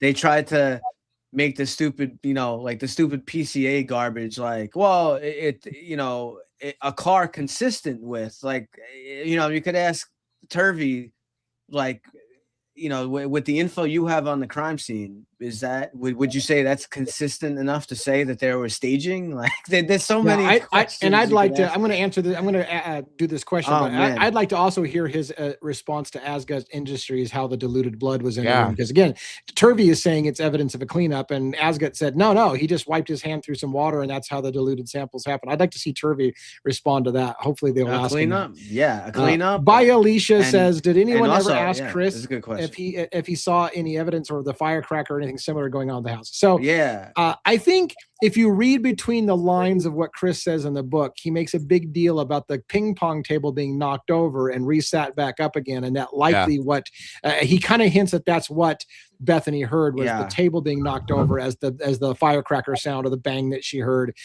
Although I don't think he says it directly, but he certainly hints to that. It seems like that. And then he might have had in the book that the source of the light flash that she saw might have been like a candle lamp kind of thing from the spare room down there on the bottom floor that was lit up. I can't remember if he put that in the book or not, but that was another possible explanation of what the thing. So is that just a dancing around the firecracker issue? But to answer your question, no, Chris does not indicate that a gun was used or anything to that like, and kind of explains the whole detail about the table being knocked over and repositioned as the likely source of where that sound came from.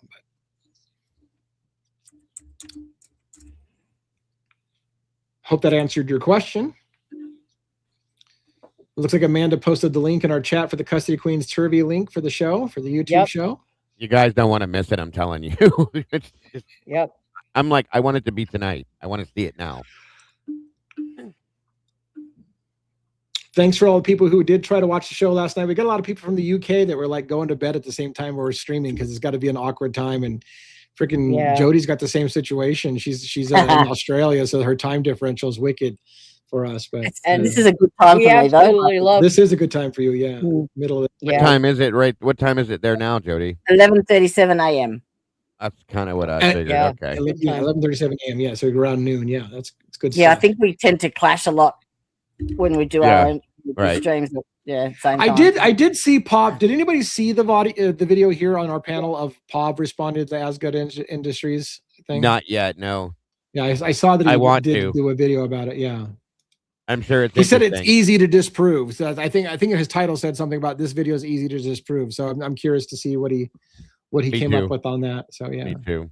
Yeah, I just thought of something too. I'm curious, after he does this thing Monday night, at this point now, I gotta wonder, I'm probably almost positive now that certain people are watching YouTube now and watching for these things. So knowing that Turby's doing an interview, it's going to be seen. Okay. What I'm curious to see is the reaction after the fact. That's what I want to know now. Yeah. Will Ann Taylor come out again with another scathing rebuke of Turvy for going on the Custody Queen show? I have to ask, do you believe that the cups were strategically placed or even glued onto the table? Do you guys want to take a stab at that? I don't think they were glued. I don't think they were glued. Nor strategically placed. I think they just were knocked over and picked back up. Truly, that's my opinion. But I think gluing them down, no disrespect to anybody that believes it. I just think that's just taking it a little far. I've never heard of that before. I don't see the point behind it. What would be the point in it? You know what I mean? I don't know. Not me. Oh. 2:48 in Ireland. Holy shit. You should be going to bed. But you are sticking through, Blue Holly. You're like giving it one for the team. Yeah, that's amazing. Good for you. Watching from Ireland. That's very cool. Our international audience freaking rocks. So thank you guys so much. We love that our international audience. So thank you. Yeah, absolutely. To be sure. So any predictions, you guys? I gave mine a while back, but what do you guys think? Because I feel like something like this is going to be a volcano soon. Okay. There's something that's going, a lot of things I think are going to erupt from this. I think anywhere in the big part of it, I think the big blow will be anywhere between mid June to early July is my prediction for it. It could come sooner or later, but that's just my thought. I wouldn't. I wouldn't be surprised. I wouldn't be surprised if this was strategically planned, and that Coberger is going to say, "This is what I think," or I should say, a lawyer for Coberger. I don't think Coberger is going to say it. A lawyer for Coberger is going to say, "My attorney never told me that a week before the plea deal that she knew certain things, and if I had known that, and that gives him the grounds for ineffective counsel." I would have never taken a plea if I knew that you had an evidence tag with flawed DNA, or that you had Ethan's hair still, clump of hair still in Ethan's autopsy. You didn't even know those things. You didn't tell me like that. Had I been advised of those things, I would have not taken the plea. So, right. And that's very, very plausible, you guys, if you think about it. That's his best out right there. And look, here's what's important, Dago. If you think about this, I mean, I'm thinking about this on the fly. Yeah. If how to explain it? If they knew about that all along, he can't bitch about it. But if it truly was something that was only discovered just before the plea deal, it gives him grounds. So did this book, in essence, come out to say, by the way, he didn't even know about this for 3 years. It only came out in the last week. Therefore, because he can't bitch about something they've known from day one and just didn't raise as an objection. But if he didn't know about it because it didn't come out until the last week before trial, that makes a difference for him. So, especially if it was withheld by the prosecution. And that, see, that's something that was talked about in my interview with Andrew earlier, some people think that it may have been withheld from the defense. Okay, that Yeah. she not Yes, even that's the mentioned whole. this to him. So let's talk about that for a quick minute here.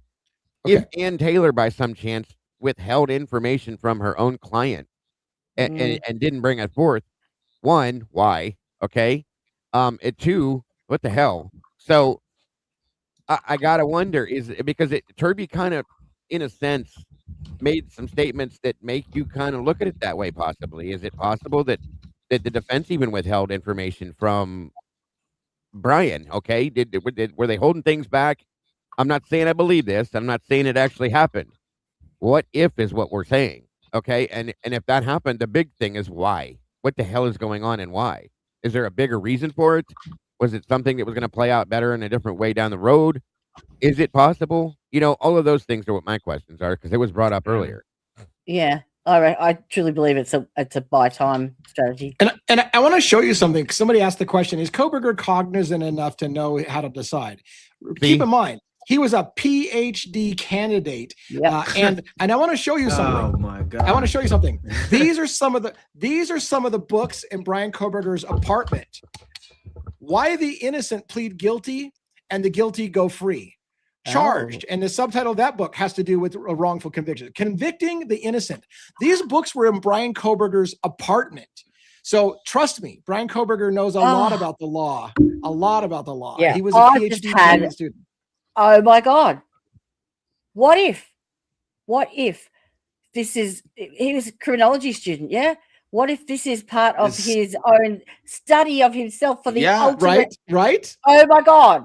Right? Yes, I know. I thought. yes. Yeah. Well, Jodie, I thought about yeah. this. Yeah. Absolutely. Wow. We our JJ State of the Deep. He says this all Wow. the time. Lee has said it, and they're not wrong. Who does, if you want to say the FBI, meaning any of the 3-letter agencies, who do they recruit from? Who do they like to recruit? They go after these kind of people, PhD, the Right. top. Yep. They want the top of the top. That's what they go for. And Brian, as far as we know, obviously, he's interested in law enforcement and all that. But he didn't want to. As far as what we know, he didn't want to be a beat cop. He didn't want to be he wanted to do. He wanted to do other stuff, and we covered, Robin and I covered higher in level one of the Sunday shows.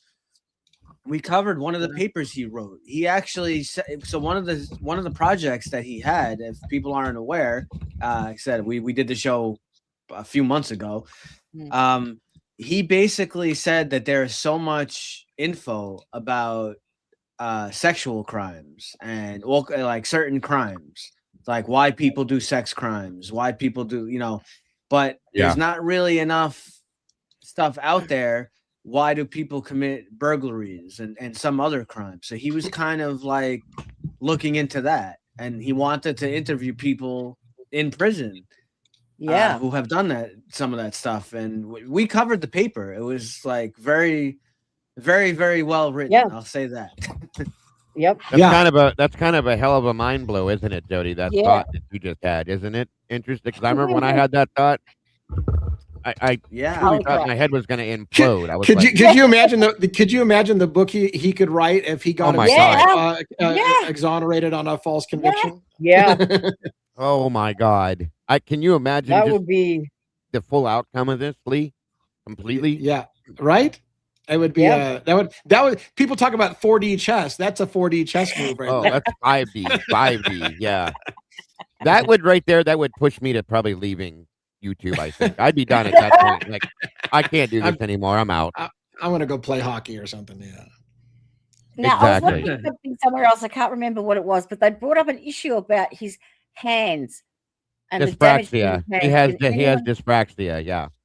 No, but there was like damage to knuckles and all sorts of stuff. And they were talking about he had some like scabbing and stuff. He is OCD, and washes his hands excessive hand washer again and again and again, to the point where they dry out, crack, and bleed. And that's when you look at his hands. That's how I saw it. I didn't see anything there that would, if he did what he did, what they're claiming that he did, The problem with it would have been, it wouldn't have been so much here. All over the sides of his hands would have been Yeah. all jacked No, up this and was like- bruised. Just whilst he was incarcerated throughout the Yeah. process so Yeah. far, but it showed a Yeah, lot of even- damage to his knuckles and fingertips and stuff. I think Right, they were and insinuating that. people who were incarcerated with him Yeah. say that the dude showers obsessively a lot and washes a lot and stuff like that. So they know that what they're, like I said, take it how you want to take it. But that's if he's washing his hands constantly, they probably dry out and crack and bleed. And so Right. but of course, if you can make somebody look guilty with it, go for it. So And they did. They tried. Yeah. For sure. Yeah, there were no wounds on his body, his head, his face, his hands, his No, arms. not That's- afterwards, just before, That's the yeah. thing. Dago, Jodie, do you that- put something that's another- backstage for us to show? That's a big problem. Just Me? I know you Jodie- like Jodie to has- speak, so I just It wasn't me. Sorry. Is it the Letcher case or is it the Idaho case? no, it's Letcher. It's all right. Oh yeah, no problem. I want to get to the point where we do a session on Letcher County on once a week at least to kind of keep, because I know you're like Yeah. all over it. You're doing all the hard work. So yeah. There's not a great deal happening. There you with go. The comment this you case made. at the minute. Yeah. Yes, sir. I was just gonna say that what I was starting to say before. To me, that is a huge. I have big problems with that, and that was one of the things that sparked me right away. I was like, "There's something isn't right with this case." So I know a lot of people are like, yes, obviously the 911 call and all that, Right. Of course, Yeah, but that's still. when those pictures came out, when those pictures came out of BK, and then that video showed him at Costco getting a coffee or whatever the hell he was Mhm. getting, and this guy. So I don't care about the FBI cell phone experts making whatever opinion they want and putting out false nonsense, which they shouldn't be Right. doing because that's not what their expertise is. in. Agreed.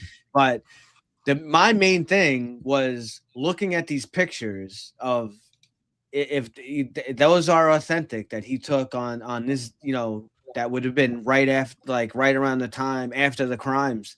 There's not a scratch on this guy.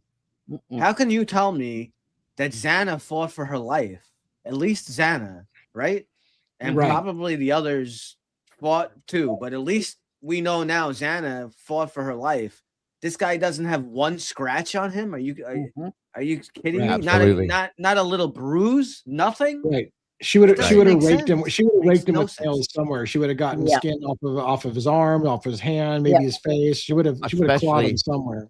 Especially Xana. Xana would have beat the shit out of him. I'm telling you.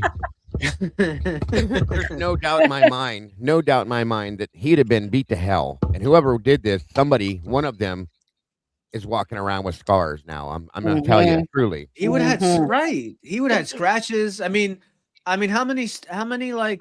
So if you want to say one person did this, right? Which we know is bullshit, Hmm. but what was it like over 200 kind of stabbings and whatnot? You're gonna tell me this guy didn't have one little bruise on the bottom? You hit something 200 times full force, you're gonna get a bruise. Right. I could tell you Oh guys. yeah. Oh yeah. When you go shooting, when we go shooting at the range, if Yeah. you shoot a certain amount of bullets, you'll Yeah, get a bruising on your little, hand. you'll get a bruise on your hand. Yep. Yeah. Yeah, absolutely. That's a fact. And there's not a Yeah. mark. And we know that there was hair found in both crime scenes. I'll call it crime scenes in both situations. Neither one of them belonged to Brian. Okay, so there's that. Also, the kid had no hair missing from his head. He looked perfectly fine. We saw multiple pictures of him the very next morning. Yep. Okay. Not to mention, he went to a doctor's appointment on Tuesday, and I'm pretty positive that his doctor would have came forward and said, "Yo, by the way, This guy's got marks like that guy here. Yeah. exactly," and it never happened. Yeah. And There's again, if Coberger was, in my opinion, the hair says so much. The hair in the bed, right? The hair Agreed. upstairs and the hair down are two different hairs. They're not the same people. So if Coberger did it, he did it at least with two other people, those people who lost hair. So now you've got three killers. Yep. So again, I did it and I did it alone is not true because there's two different people. I mean, we don't know how that happened, but like I said, they didn't go to a party that night, rip someone's hair out, and then come back and carry it around all night long until they No. died holding it in their hand. So No, yeah, not it's even how it happened. close. And that in itself, Lee, that in itself should throw this case out based on the fact that they're running with one perpetrator. That should just dissolve that, okay? But it hasn't. Yeah. Right. They just keep acting like we're all morons and don't know what the hell how crime scenes work. Yeah. The other thing too was I saw you in the stream where you said that Ethan's hands were sort of in that or semi-clenched fist thing. Yeah. That also happened from a head injury. Sure. Yeah. Right. Correct. And right. So true. That could be. But a defensive position too, Jodie. You know, they claimed that Ethan was sleeping. Well, they claimed that they were all sleeping. We all know that that's bullshit because every one of them had defensive wounds too. So, that again too. You know, I mean, there's too many things, you guys. What I don't understand is why they think we're so stupid. Okay. Yeah.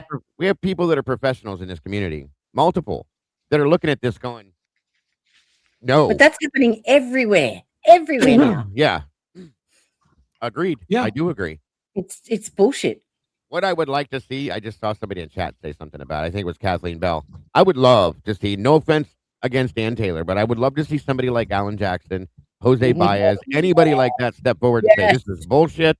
Yes. I want to step in here and talk to this guy and offer my services to him, because truly and honestly, again, nothing against Dan. I'm not saying she did something wrong, but I have questions. I want to understand this. I want to know why you didn't stop everything, Ann, and say, hey, can I talk to you for a minute, Brian? Look, we have this information now. We have that information now.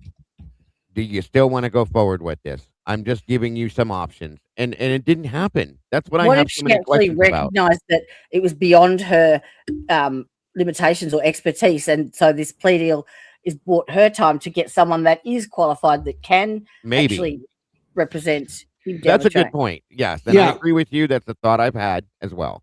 Real quick, Mav Hawk 11. I know you may be new to the channel, and that's great. Yeah. I love new people, but I actually have covered about 4 or 5 cases. Delphi is one of the cases I follow. We are eagerly awaiting to see what happens with the appellate judges that his defense team have filed an appeal for wrongful conviction. They, I believe, have been granted to talk to the 3 appellate judges to present their case. So we are watching the Delphi case. I've got videos on it. Yes, it pales in comparison to the amount of videos that I have on Idaho, because Idaho has been a beast. And I didn't come into the Delphi case until after Richard Allen had already been convicted. But when I got seriously involved when he filed the appeal, and I read the appeal, and I was like, holy shit, they got the wrong guy. So there's a lot. Yeah, I covered the Delphi case deeply and fully, and there's so much in that case that's beyond. It kind of weighs even for me with this one too. It's really bad. Yeah. So thanks for bringing that up. We do cover that as well, and I'm planning on doing more Delphi stuff following the appeal process if it goes that far. I have no idea who you are. I found you through Whitcomb. Glad you know it. Fantastic. Well, thank you. It's cool that you found. How do you find me through Whitcomb? Whitcomb doesn't even have any social media, but very, very cool. That's great. Very, very cool. I'm glad to see you on, Nice. on that. Very, very cool. I'd love to hear the story about how you found me through Whitcomb, but that's very cool. That's an interesting point, Bertie. Very interesting point. What if a coordinated group set events in motion to gain control, but one person went too far, committed the killings, and the others caught off guard, chose to cover it up out of pain? I mean, that is a good point. Very interesting. Yeah, absolutely. Yeah, Hey, it's welcome, Bertie. Good to see you Definitely. in the house. Good to see you in the house, and throw the link up if Bertie wants to join us too. If That's on definitely screen. possible. Yeah. I like mean, that. I do think, yeah, look, and if one person was the target and everybody else could have been collateral damage, then it could have been something that got out of control very quickly. It's a good point. And in fact, I it could think- lead to the shame, right, of covering bodies. Yes. If Ethan wasn't intended to be killed and it just happened, you could almost feel that somebody might be ashamed of what they've done and could have covered them up or something like that as well. So, yeah, great questions. Yeah. for Yeah. sure. Sounds There's been, Bertie's got to get dressed. I think if you come up here naked, Bertie, we'll have a bigger fucking audience. So I don't know, but go ahead and get dressed first, and then. Buddy, get their singles ready for birth.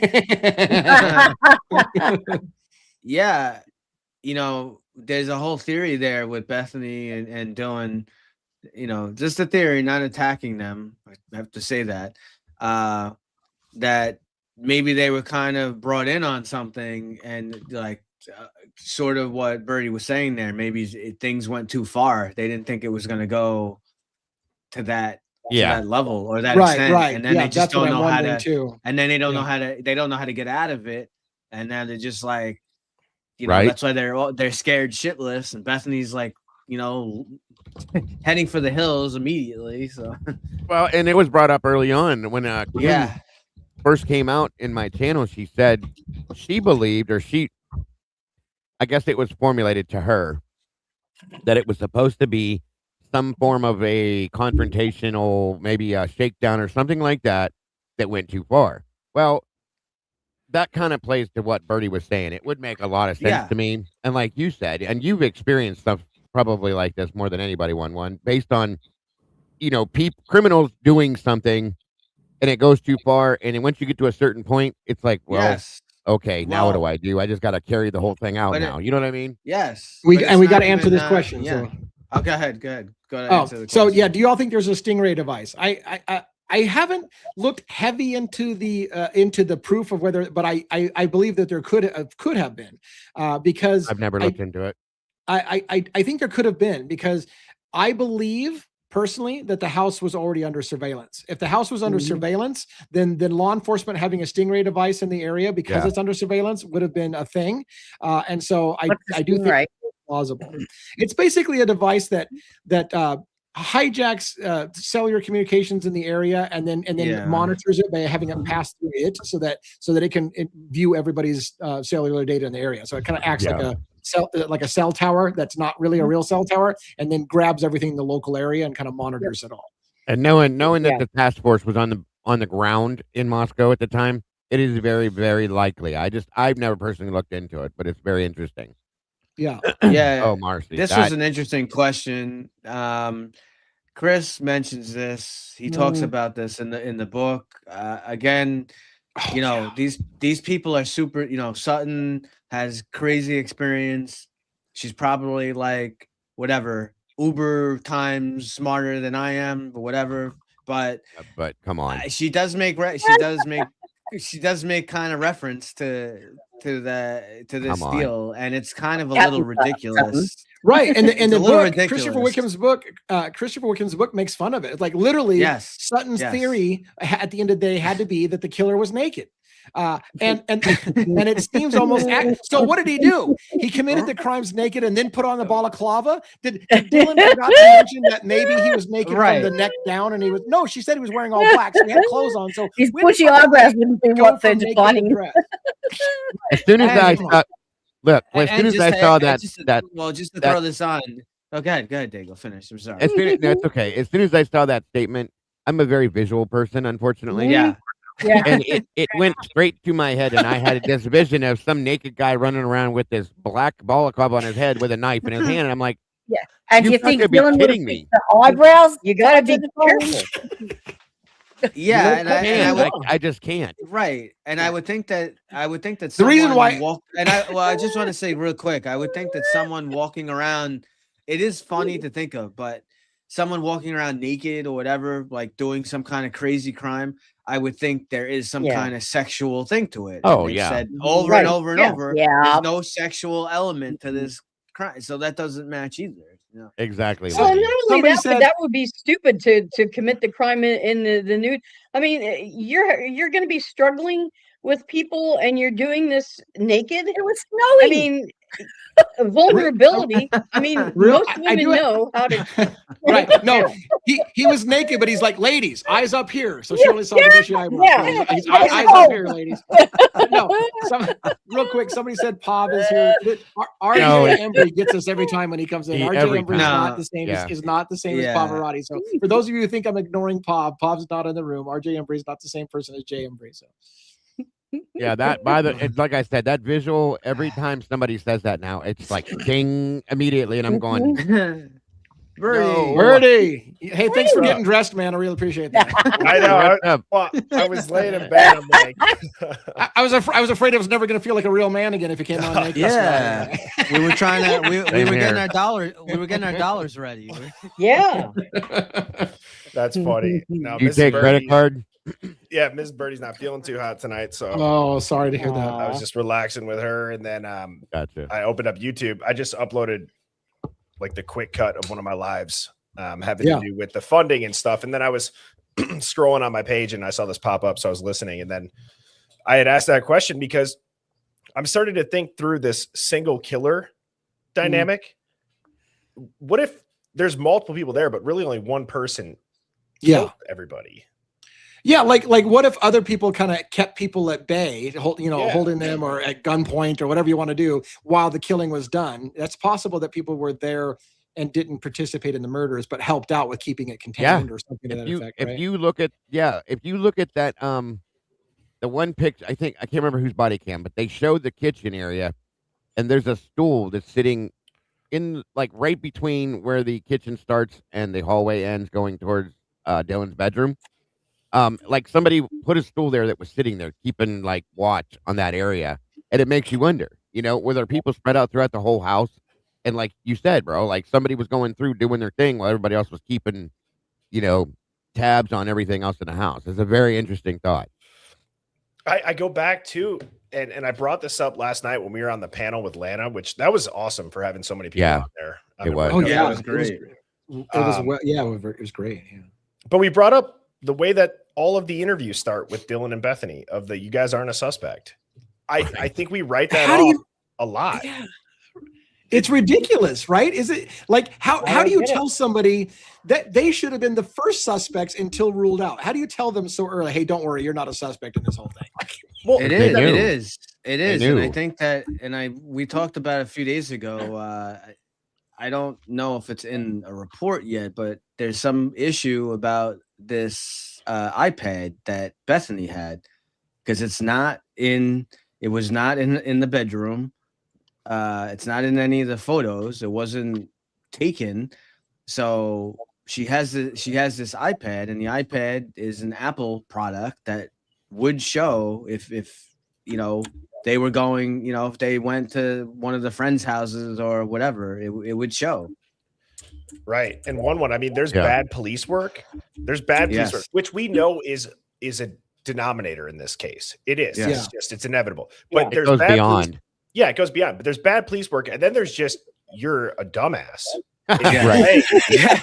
Yes. It's funny, but it's Right. Fact. Yeah. It's a fact. Well, see, that's the thing, Birdie's like, is it incompetence or was it direct?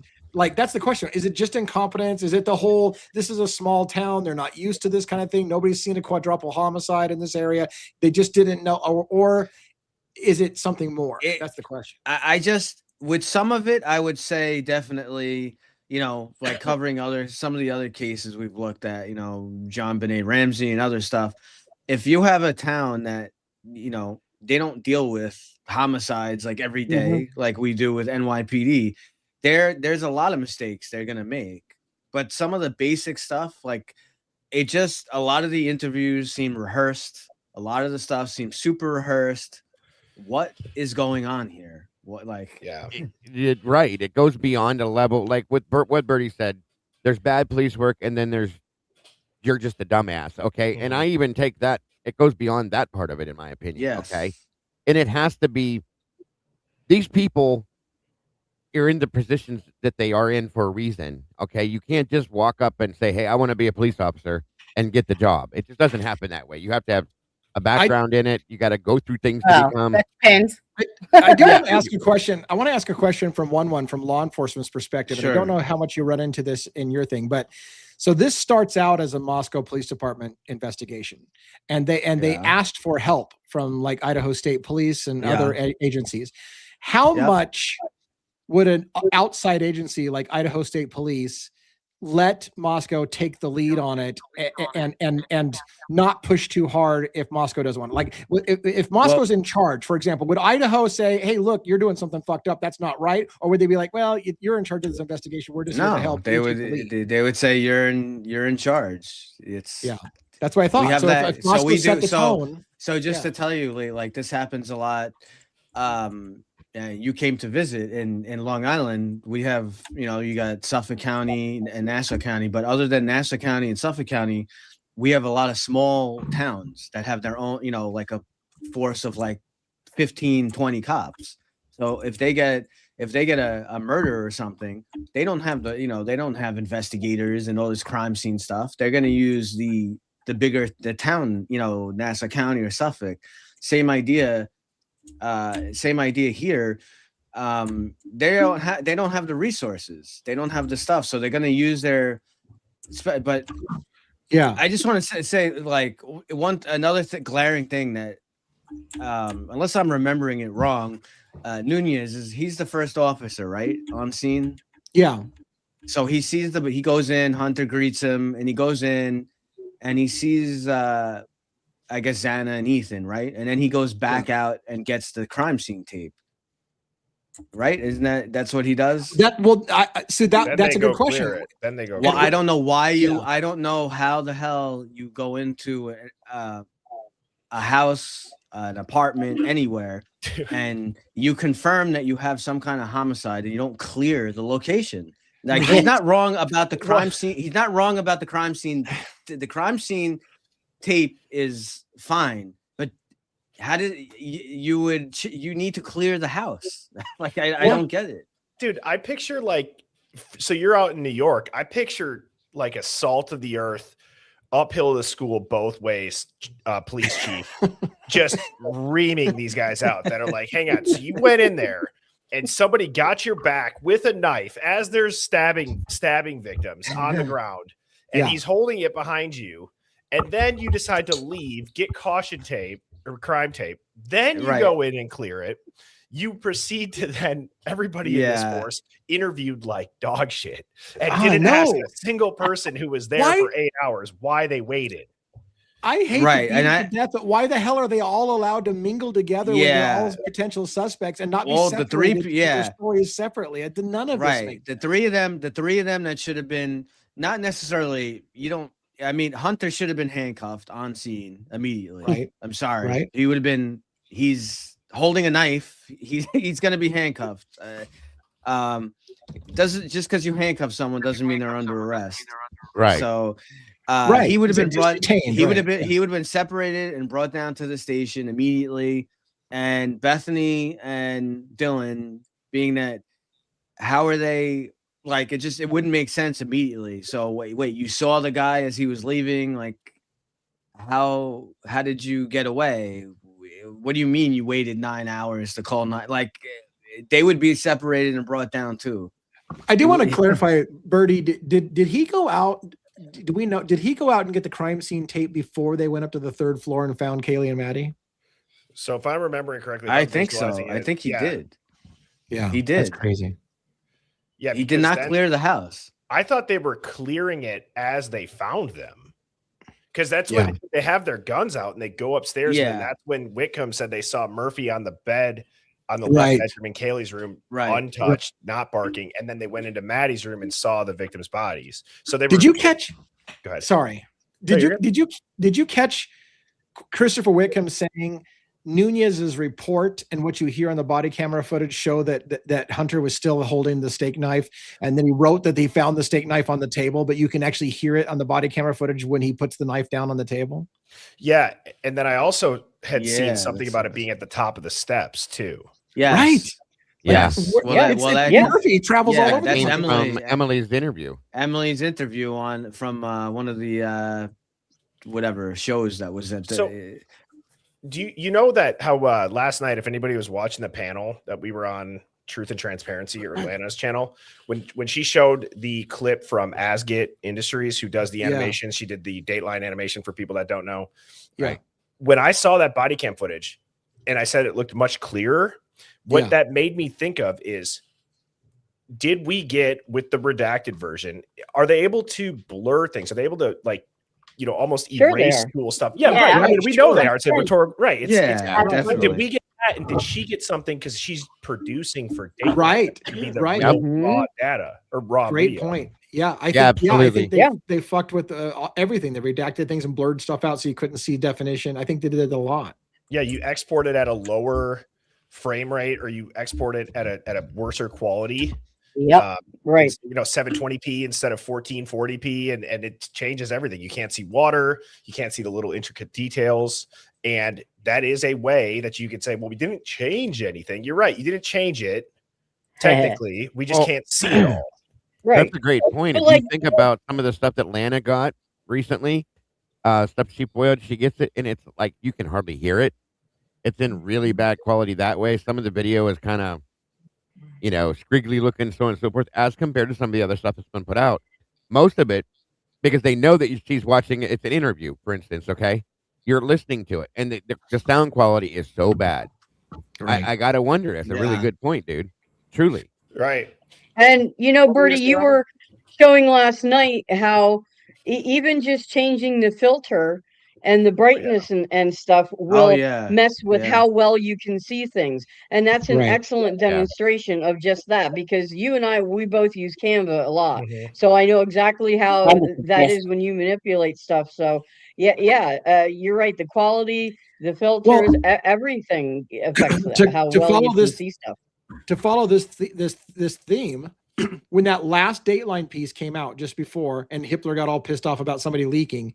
Remember how some of us said, "Where the fuck was this footage before?" That razor sharp footage of the white Elantra, which we had Yeah. never seen before. Oh, It was like all the footage before that had been kind of garbage, grainy. You're not sure what you see. All of a sudden, Yeah. the Dateline thing comes out, and they got razor sharp images. And I'm like, so again, did the public get fed the bullshit, grainy shit so that you didn't know what happened? And somehow Dateline had the real photo, the real image from them that was high res. Yeah, that's right. You got Yeah, and people Like- are paying good money. I think Bertie proved some of that last night when he pulled that photograph Yeah. of the bathroom. Okay. Yeah. When you Do you want me see to pull that up again, DA? Or Yeah, sure. Yeah. when you see, and this is a good point to prove, guys. They're telling us how crystal clear, clean that bathroom was, blah blah blah, so on and so forth. Not really. Not really. yeah, here's No. the hang on, here's the And Chris said it too. As Yeah, well. Chris It's was in that big on book. the clean He bathroom. said Yeah. that. Yeah, he made a big deal about how the bathroom on the second floor was spotless. You But explained it That back. there was- wasn't. I think he even said they didn't even have toilet paper. Or And what did anything. you do, Bertie? You turned up the Yeah. contrast. You said, right? yeah. So I think you technically You would turned turn down it the brightness. down. Yeah, you turn Turn down it the down. brightness, you turn down the whites, you turn down the contrast. You can mess with all the settings. Right. But this is the original one. So I think the photography term would be the exposure is up Yeah. Right. really Yes. high on this. Yes, that's the exposure, right? Yes. Mhm. And then if you go to this one where it's normalized, I mean, you can see this is what the tub really looks like. right. And Yeah. yeah. So, I mean, if I go back I mean, this is remarkably different. Uh-huh. Mhm. Right, Yeah. Right. Right. Right. Look at all the, whole look, the huge perception. amount of detail that you can see. Right. It because the changes whites the are whole blown out. It's perception. just so Yeah. insane. There, the whites are blown out. Yeah. Right. And so And that proves how easy it would be for them to Yep. Manipulate. dumb us Yeah, out this is- by saying, "Here you Right. go." You know what I mean? And this, I pointed this out last night, but for the people that didn't hear this, I've said this is the back of the tub. If this, like, I guess dirt and buildup was by the drain in a college house, I could see that. But the Right. fact that it's in the back of the tub feels like it's sitting there, like it's freestanding dirt. That if you were to spray something on it, same thing with kind of back here by the soap, would Yeah. that Yeah. dissipate and run towards the drain? And Bertie, I don't know, and whoever's looking at that's back there by that shampoo bottle, that almost, if you look at that a certain way, it almost reminds me of a paw print. Now, I can't swear that that's a paw print, but it looks as if something, because there was a theory that, Somebody washed up they may Murphy. have bathed Murphy before he was taken out of there. And it kind of looks to me like if a dog would put its dirty paw on the back of that tub. Well, let's just see if we can. I mean, you can mess with a lot of this stuff, but I don't like to necessarily upscale it because sometimes the AI makes it look all jacked up. Right. So I mean, Yeah. Colorize that's it. Yeah. the negative. Yeah. If I was to turn it up or down, but sometimes just simple filters. Yep. And Canva's got a really good selection of filters, by the way. I'm Canva's still waiting on that. awesome. I'm waiting on that sponsorship. If anybody has a connection, Yeah, really. Canva hit me up. I plug you all the time. Hit me up. This one. Yep. Oh, there you go. this There one's you go. interesting. Yeah. Kind of see the little circles for the. You can almost kind of see like if you were to see boom, boom. I wish I was good at using this. Right. It's just, I don't disagree at all, Robin. I think that it's very I think that it's something. It matches the same color of what you see at the bottom of the tub. Yeah. It's the And same at the very shape. least, it's not super clean like they claimed it was, and they wanted us to see that like that. So Yep. They presented it as there's no evidence there to collect. right. But I think Christopher's point, in a large part, wasn't so much the spotless cleaning as it was the lack of toilet paper and like that. Yeah. If you got drunk girls who've been drinking all night long and you're down in the bed, you're telling me that there's no toilet paper in the bathroom that's closest to them. Like why right, do no have toothbrush, right? No Yeah. toothbrush, nothing. Right. I think that one of the things that's really hard to do in this case, as I'm sure we all know, is to not spin yourself down a rabbit hole so far where things that they could be It's true. explainable become the most Yeah. nefarious Yeah. thing in the world. However, Right. the bathroom and the no towels and the fact that there was 2 girls sleeping down there and it's Bethany's full-time bathroom, doesn't have to share with anybody and there's nothing in there, is one of the biggest red flags, I think, in this whole case. There should be loofah sponges and body What do lotions and bath beads and all sorts of shit that's not down there. What do you make about this, Birdie? Because I mean, this is something I just talked about recently, and I think you probably, if you saw a little bit of my interview, maybe somebody talk about it. That extra bedroom that has a bed, Yes. and they make reference. There's no clothes in the room, as if nobody lives in that room, but the bed had messed up sheets and like a computer, but no clothes, like somebody lived there. What do you make of like I joked, is this a boom boom room? Like people go hook up in this room and during parties and shit, or what? So I'll say a couple things about that, because somebody just brought up a good point in the chat. I think it was Teresa that said, hey, if you've never lived in a party house, you don't understand, like maybe at the basement or when you're leaving, there's just an extra bathroom. I could totally agree with that. I've lived with 5 other football guys. It was a hellhole, right? Yeah. And I get it, but I will say, like, there was still way more stuff in there because one person lived down there, right? Or even if nobody did it, wouldn't you think that showers would get split and maybe some people shower downstairs or right? Wouldn't somebody shower downstairs? Yeah. To the bedroom point though, one of the things that's always stuck out to me is this: you have a party house, right? We know that, Right. Making the extra room an office also seems very strange that there's a computer set up full time in there.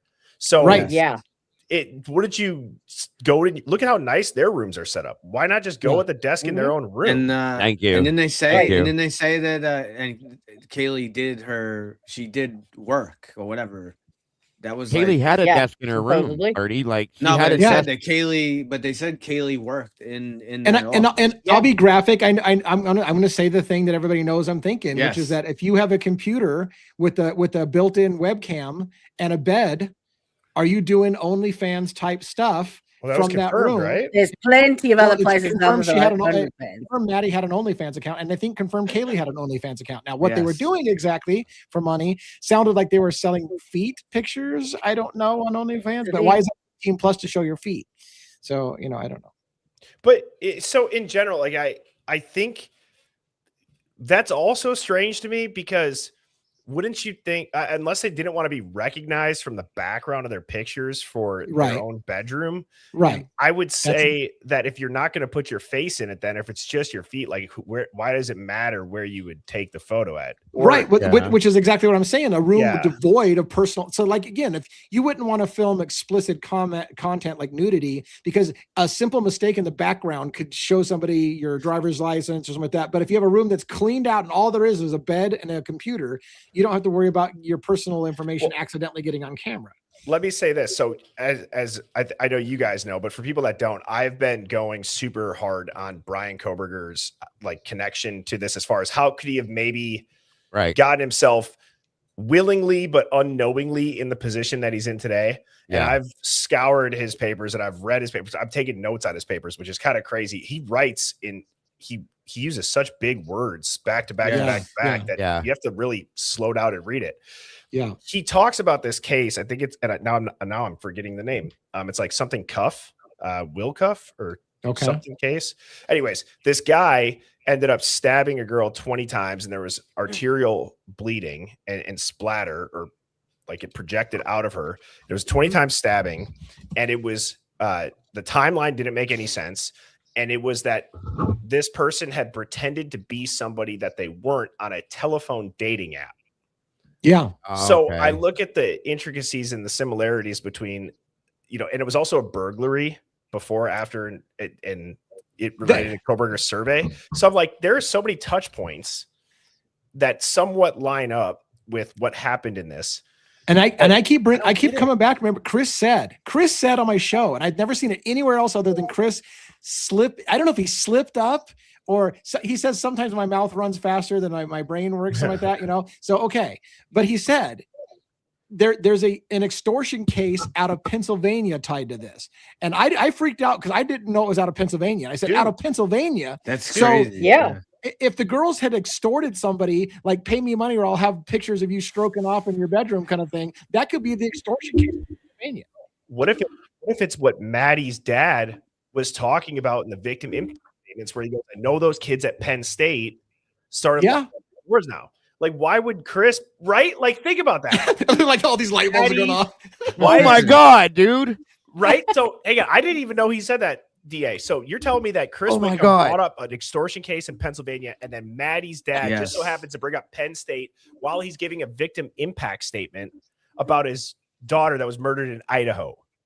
Yeah. Yeah. And when he said it, so I remember late in the game, the extortion case coming up. And I said, why is there an extortion element? There was an extortion element that came out, and I think it was 2025. The FBI cast team had attached an attached case that was an extortion case, but it didn't list out of Pennsylvania. But when I was interviewing Chris, he said, and this kind of started, he said something like that, from with an extortion case out of Pennsylvania, and I don't know how that relates. And I said, out of Pennsylvania. So I went digging online, and I couldn't prove that. I got the number from the documents. That cast case that's an extortion case is listed in the documents. It's a big number starting with 9A, something weird ass shit. But anyways, when I looked it up, it won't list where it's from. But Chris said Pennsylvania. Was it a slip? Did he? I don't, because if it's out of Pennsylvania, what are the fucking odds that your main suspect and your secondary Kopaka could have all come from Pennsylvania, and you've got an extortion element related to this? And again, let me finish the thought. Brings that up. The part that I finished is that would take the rage kill against Kaylee, not necessarily being a jealous boyfriend, but somebody who got fucked, like somebody got extorted potentially and is pissed off, like, I'm going to end that shit. You're not extorting me for money for the rest of your life. Like that could have gone a whole different way. And dude, you do this every time I'm around you. You give me something to blow my damn mind every time. And every damn time. And you got to think too, man, about the Hex crypto extortion deal. That's a real thing too. Yes. A lot of people lost millions of dollars in that. Yep. And if Steve Gonzalez, I mean, these are just we're theory crafting. We're not making accusations. If Steve Gonzalez lost money in Hex and there was an extortion element to that, Chris said, according to Brent Turvey, Kaylee Gonzalez was the target, and Maddie was posed with her. Somebody, and what is it Gonzalez said? Maddie's like another daughter to us. So both of his daughters were essentially brutally murdered and posed together with a signature wound on both of them exactly the same way. Could that have been a message to the Gonzalez? And dude, the casting, going back to what you said about the aggravated or overt threats with the extortion, right? The FBI report that had said extortion, aggravated or overt threats. Do you all remember seeing that report? It was the unsealed FBI cast report. Yeah. Okay. So right. That was part of the same thing. Extortion and overt threats. Yeah. So could it just be this interstate link with Coberger and Pennsylvania roots? I don't think so. I don't think it's just that. It has to be somebody else. And I think that could be a clue as to who might be on their radar. Right. Well, and Brian's doing cloud-based forensics. Right. If you think about that, I mean, he specializes in cloud-based forensics. So it would have been easy for somebody like and like Amanda said in our chat, this is all speculation, folks. It is. We're not making any allegations. We're just theory crafting on the fly. Right. But if Brian Coberger is a forensics cloud-based specialist, he would know how to track IP addresses. If he was running some kind of camera thing he would be able to find that. Go ahead, Robin. Oh my God. I was just looking up to see if there's any kind of connection between Penn State and Hex. Oh. And Hex? And Hex. the Bitcoin, for Steve, and Penn State does have crypto activity, and they are recognized for its blockchain education initiatives. I mean, that's crazy because Penn State also is in a lot of the funding that overlaps with WSU and Idaho. And in 2022, this is a little bit, I thought you were going to go this direction, Robin, because I was just Googling this. In 2022, there were in 2022, the Pennsylvania courts unsealed search warrants that revealed a sexual extortion ring targeting the Penn State University football players, where women were allegedly obtaining explicit photos and videos and threatened to release them unless there was more material was sent. And this is real. It's documented. It's a federal, investigation. Now I do wonder if you got to think, how weird is it when Brian Coberger gets arrested too? They start asking him about WSU football, right? And why? And in Kopaka's shooting, Kopaka's a coach. And going on right now? Brianna asked, was he a football coach? And I said, why the fuck did she just ask, is he a football coach? What the hell does that have to do with anything? Yeah. Once again, we know Kopaka lived in Pennsylvania.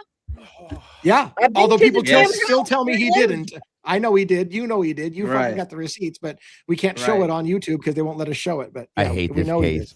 I hate this case. I hate this case. Good God. Wow. What can't you show on YouTube, DA? I did a full video proving that Kopaka lived with his brother in Pennsylvania. Just like I said, I had the rental agreement signed by him and his brother when he got out of the military in 2009 from his discharge. And I showed the families and where they traveled and the homes that they had in various places they traveled around, him and his brother in particular. And YouTube pulled it for doxing them, even though I got it from public record searches and showed it. They said that I'm not allowed to do that, and they pulled it. Yeah, that has FBI all over it, I think. I think yeah, so. yeah. Yeah, they don't want you showing that. And I get it to some extent. I get it. But like I said, how am I supposed to prove to people the Pennsylvania connection if I'm not allowed to show the receipts? I guess people just have to trust me. But I'm not the kind of guy. I don't like trust me, bro. I don't like it when you do it to me. So why would I do it to you? But trust me, bro. I know he's from Pennsylvania. Right. Lucy just said WSU and the UI coaches did interviews before the first presser. Like, oh, God, Dago. So this is what pisses me off. Brian Coberger must be guilty because, So Brian Coberger must be guilty because his phone switched off during the murder window. Yelk, the football coach, his phone also got turned off during the same time. And yet nobody says that Yelk was involved with the crime. Now, he was clearly looked into it because even the officers said, well, wait a minute. Don't you keep your phone on all the time for your wife to get a hold of you at all times? Why was it turned off during this time? No explanation given, but we don't say Yelk was involved, but he did the same thing. His phone was turned off during the murders. Right. I hate to say this, and I don't want, I apologize because I don't want to go right back to what Robin just said. Do you guys remember the crypto connection that you just brought up with blockchain, Robin? Yeah. This was before I was on YouTube. DA, I don't even know if you and I were streaming together, but remember how you said, and you just said you had that video by Kopaka that was pulled? That's the only video I've ever had pulled was the Hex Ghost case. Oh, wow. Right? Okay. Yeah, so that was crazy, Birdie. I remember that. Well, they don't like that. No, they don't. But how crazy is this? So when I was finding that, that was using AI and whatever else. That was just very basic. I had no idea what I was doing, but now I pay for Super Grok, which whatever. But you have multiple agents, and it's much better. It's much more efficient. It's a little bit more expensive. Can I share this? Yeah, I'm curious about this question. By the way, I don't know if the Facebook girl commented. Yeah, share away. Let's go. Okay, this is crazy. Is this what you're showing? Okay, so the Hex, this popped right back up. This is only the second time this has ever happened when I've said, is there a connection between Hex Crypto, Penn State, and the Idaho 4? And it popped up, the missing bow, number 1, Hex Ghost. And again, I'm just reading AI just so everybody knows. This is not DA. I don't even know what it's about to say because I haven't read it yet, but I saw Hex Ghost and I go, holy shit, this is only the second time that's ever popped up. I didn't prompt it with anything. Wow. So The Hex Ghost blockchain transfer, the alleged hit payment. Deep crypto watchers verified on chain trackers and TikTok forensic dives that match public Hex Explorer data flagged a massive transfer of approximately 3,150,000 Hex tokens, valued roughly at 1.5 to 3 million at the time, logged in the narrow window around the murders. The memo on the message field on the transaction explicitly reads Hex Ghost KG. Like Kaylee Gonzalez. Fuck. Are that's you so- fucking kidding me? Wow. That's That's so the nuts. second time that I've ever seen that. I remember when you were doing all this, Bertie. That was Yeah. crazy. But and if you watched it, I was like scared to keep going. We ended the live. Yeah. I don't know what happened, but this Yeah. was so, Right, you're like, you get shut down and you're like, oh shit, did I just poke the bear? I'm gonna be dead tonight. Am I gonna just poke the bear? yeah, And so- that's what he's kept saying. He's like, oh my God, oh my God. And that's the hat that Steve likes to wear too. Yeah. Or used to, I should say. Whoa. I had no It yeah, says yeah, it yeah, yeah, lines yeah. up Steve's got exactly several with pictures it. with his hex hat on. Yeah. So it says the timing. This would line up with the FBI's own extortion and aggravated or overt threats cast header on the crypto.com. So again, you go to Hex, you go to Steve Gonzalez, you go to those rumors, and then you go to an extortion case. So again, was the extortion over a large sum of money with crypto coin and shit like that? You have to ask those questions. Steve Goncalves wasn't just wearing a hat. Multiple interviews, Hex community spaces, Hexagon posts show him rocking the signature black Hex branded hat while doing national media, which is confirmed in YouTube breakdowns, X posts, verified Hex. I've seen accounts. The Hex community openly embraced and amplified. I'm so sorry to hear the details, Steve and fam, rocking the Hex hat. Steve has a documented finance background. He's a former registered broker. Fringe but persistent theories now echoed in multiple deep dive videos claim his business had, quote, cooked books, unreported gains and losses, or direct Hex staking / investment exposure that went south. Family's sudden Hex visibility post-murder is exactly what a grieving father entangled in a collapsing crypto scheme would do. Signal community while the extortion threats were still active. Jeez. Extortion threats, and there's there could be your extortion aspect. Fuck. Yeah. So this ties directly to Ben Mogan or Maddie's father flagging the Penn State kids. That wasn't random. It was a father pointing investigators towards the Pennsylvania College crypto sextortion pipeline that was active 2021 to 2022 that overlapped with Hex's aggressive MLM style recruitment in the East Coast / Greek life circles. I keep wanting to move your Hey, mouse up to hit go. share and send it to DA. Oh, I was like, I'm trying to move my mouse. Like, why can't I click the share button? No, it's fucking on Birdie's. that's crazy. Yeah, it is crazy. That's It is beyond crazy. Like that gave me like chills, folks. But again, that's only the second time. I mean, guys, I'll just say, I mean, I will look and go down any rabbit hole. It'll be sometimes very shallow, or sometimes it goes so deep where I'm like staring into the abyss and right. And I don't even know what I'm looking at anymore. But this is the second time, and I've looked up a lot of the crypto stuff. That's only the second time that I've ever seen Hex Ghost KG. It's the same thing. And listen, think about Kaylee's face and how bad she was damaged during that. I mean, you guys cannot look the other direction. Honest to God, you can't. You can't look past it and ignore it. Who is Richard Hart? It says Richard know. Hart's Pittsburgh Empire, Coberger's Pennsylvania family, and the Penn State sextortion. That's the triangle. I've heard that name before. Is it spelled I'm telling you, H-A-R-T? the Cobergers, when we were doing our research, the Cobergers have heavy presence in Pennsylvania, especially Western Pennsylvania. So, and New York. So they are an established family on the East Coast. I got the Richard Hart article pulled up. So he's a crypto guy. Did he just die this year? Oh, did you want me to share your screen? I didn't know. if Yeah, you wanted to share it. share it. Yeah. So dive into the life and contributions of Richard Hart, a prominent figure in the cryptocurrency arena for launching Hex and his thought-provoking insights on blockchain technology.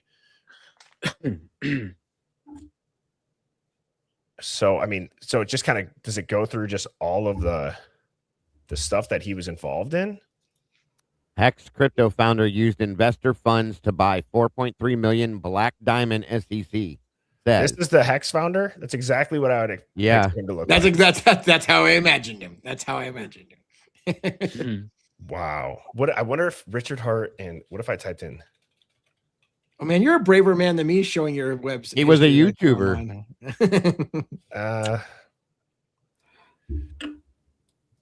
What if I had no idea that he started as a YouTuber. No, you got to use second. You have to have a completely separate Browser. DA. Yeah. I smell what you're sniffing in. Yeah. Has anybody ever seen this picture? I've never seen this picture. I never saw that Yeah, picture. I have. Either. I Is have. that younger Steve and That's when him and Olivia got together, and Got look together, at the hat yeah. he's wearing. Then you got this that's guy. yeah. Jesse. Well, anyways, you guys get the point. That's crazy. Yeah. And I digress. That's what we did tonight. We just completely digressed into a rabbit hole. It's getting back to that point. Have you guys felt that? I felt like there's since Chris Whitcomb's book has come out, I felt like the book has been a big focus. People kind of went through this emotional escalation of do I trust him? Do I not? But from the investigating standpoint, I think most people have at least leaned into like, all right, let's check it out. And then if you go outside the book, I felt like there's now seeing that, if the knife sheath was found on the floor and there's hair in Ethan's hand and, he's pointing out the bathroom being squeaky clean. I think it was kind of the first domino to fall and people being able to wrap their head around. Maybe we got to go back to just not looking at anything and everything and saying anything and everything, but why not at least see if there's a connection to something that we're missing now? Like the extortion and overt threats. That's a real thing. It's on an FBI report. Like, what is that related to? Right. And apparently it's not easy to get. I've been trying to find it, and I don't know if we can public records request that particular extortion case. I'd like to do that. But it takes time, of course. But when you get a chance, look into something called the Enigma. When you get extra time, not now, but start looking into that based on what you guys just talked about. There might be something there. So we're working on, or I guess I should say we, but like the Hive, and I'm trying to get some FOIA stuff started. And so I'm trying to get the trial runs that they did in the house. So when they went and they said it only took a minute and a half for, was it Detective, who was the guy that did that? No, who did the trial runs? It was, the big dude. Oh shit. The FBI guy. Not Gil- Talbot. No. I want to go. What the hell's his name? Why am I drawing a play? Dallinger? No. No, Gilbert. Dallinger is the chief of police. No, he's the guy that's is with Dallinger in that interview on CNN. Gersh or Grush? Gilbertson. Yeah, he's ISP. I think. Gilbertson and O'Neill probably, I think, is who did it. But anyways, I'm trying to get the test runs where they go inside, they run up the stairs, they do it in a minute and a half, and then they say they go a little bit slower, they do 2.5.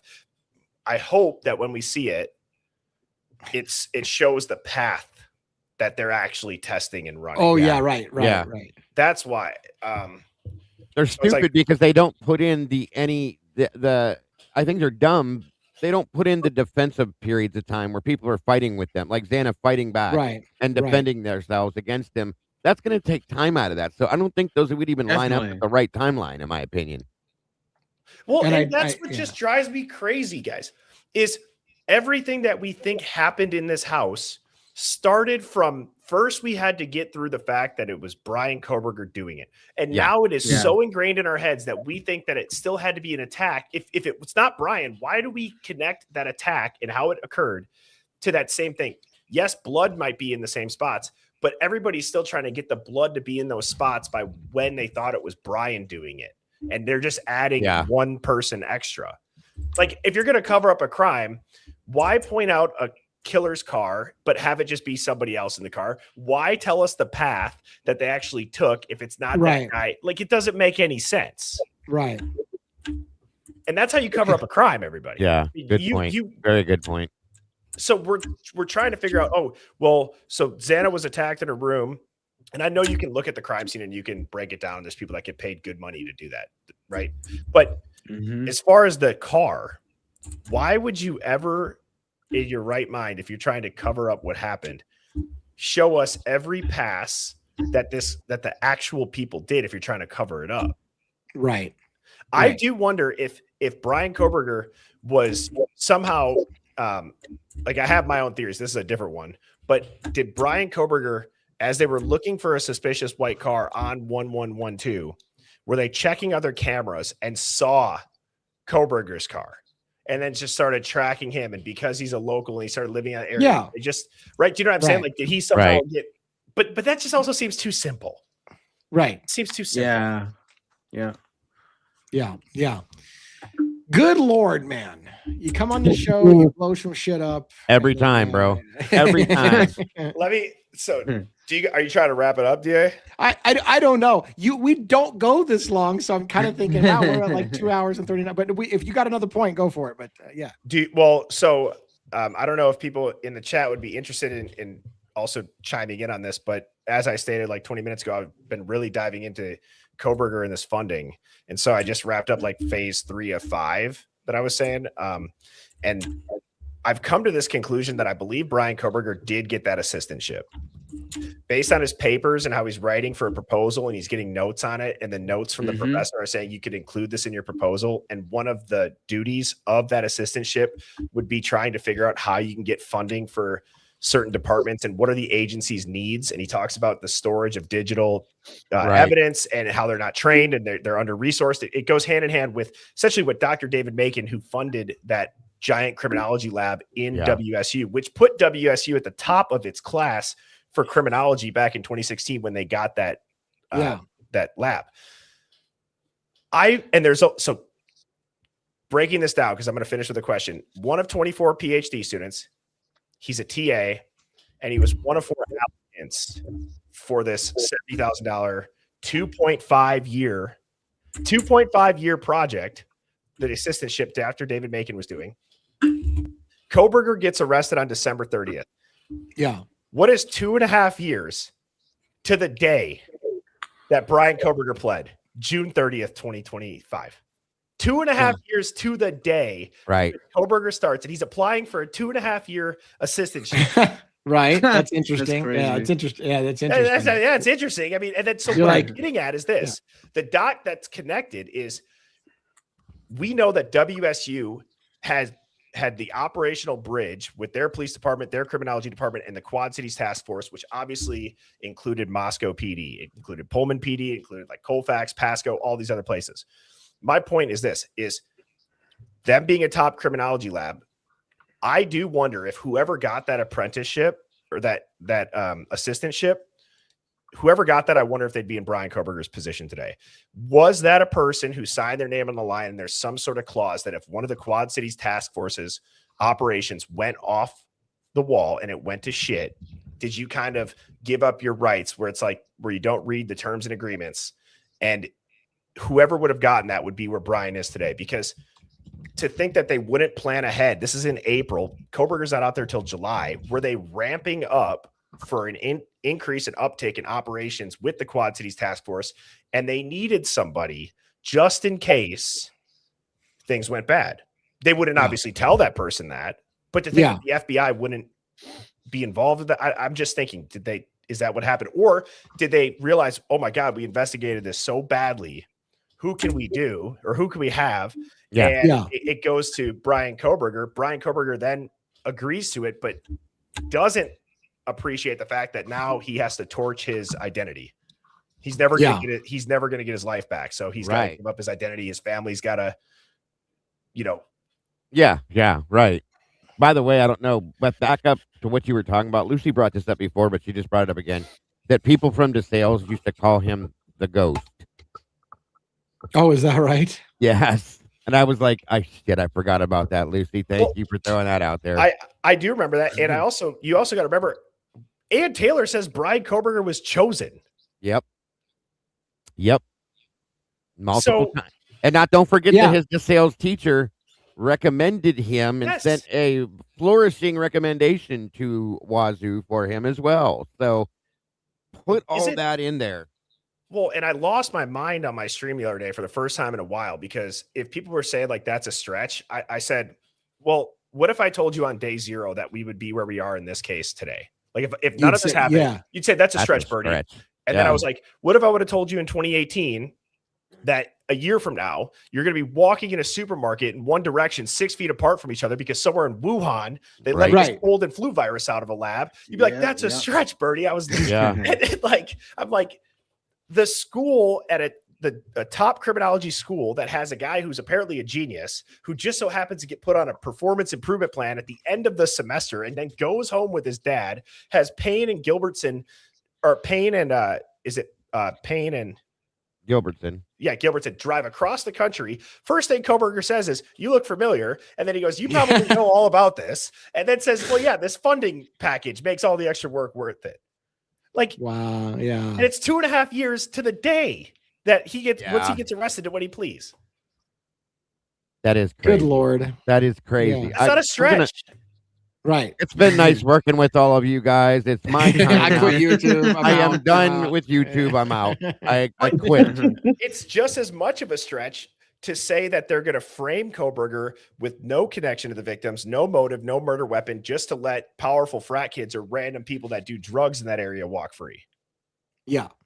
It sure as And hell is. And here's the thing, though, if it was Yes. something like this, do they just say, "Look, we're never going to tell the public this, so they can just all eat a dick"? They're just going to have to accept what it is because we're never going to tell people what it really was. Of course.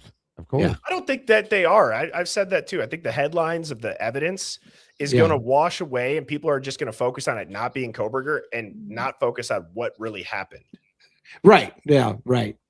Because people don't want to spend a lot of time thinking about it. That'll be big enough in itself. The fact that Right. it's not Coberger, that nobody will have to pay attention to anything else. You know what I mean? Mhm. I Well- fully agree with that. And like, so Jodie, Robin, and 1-1, which Jodie, I don't know if I've ever talked to you in the past. No, but g'day. Meet you. Sorry, I'm down a rabbit hole. Good.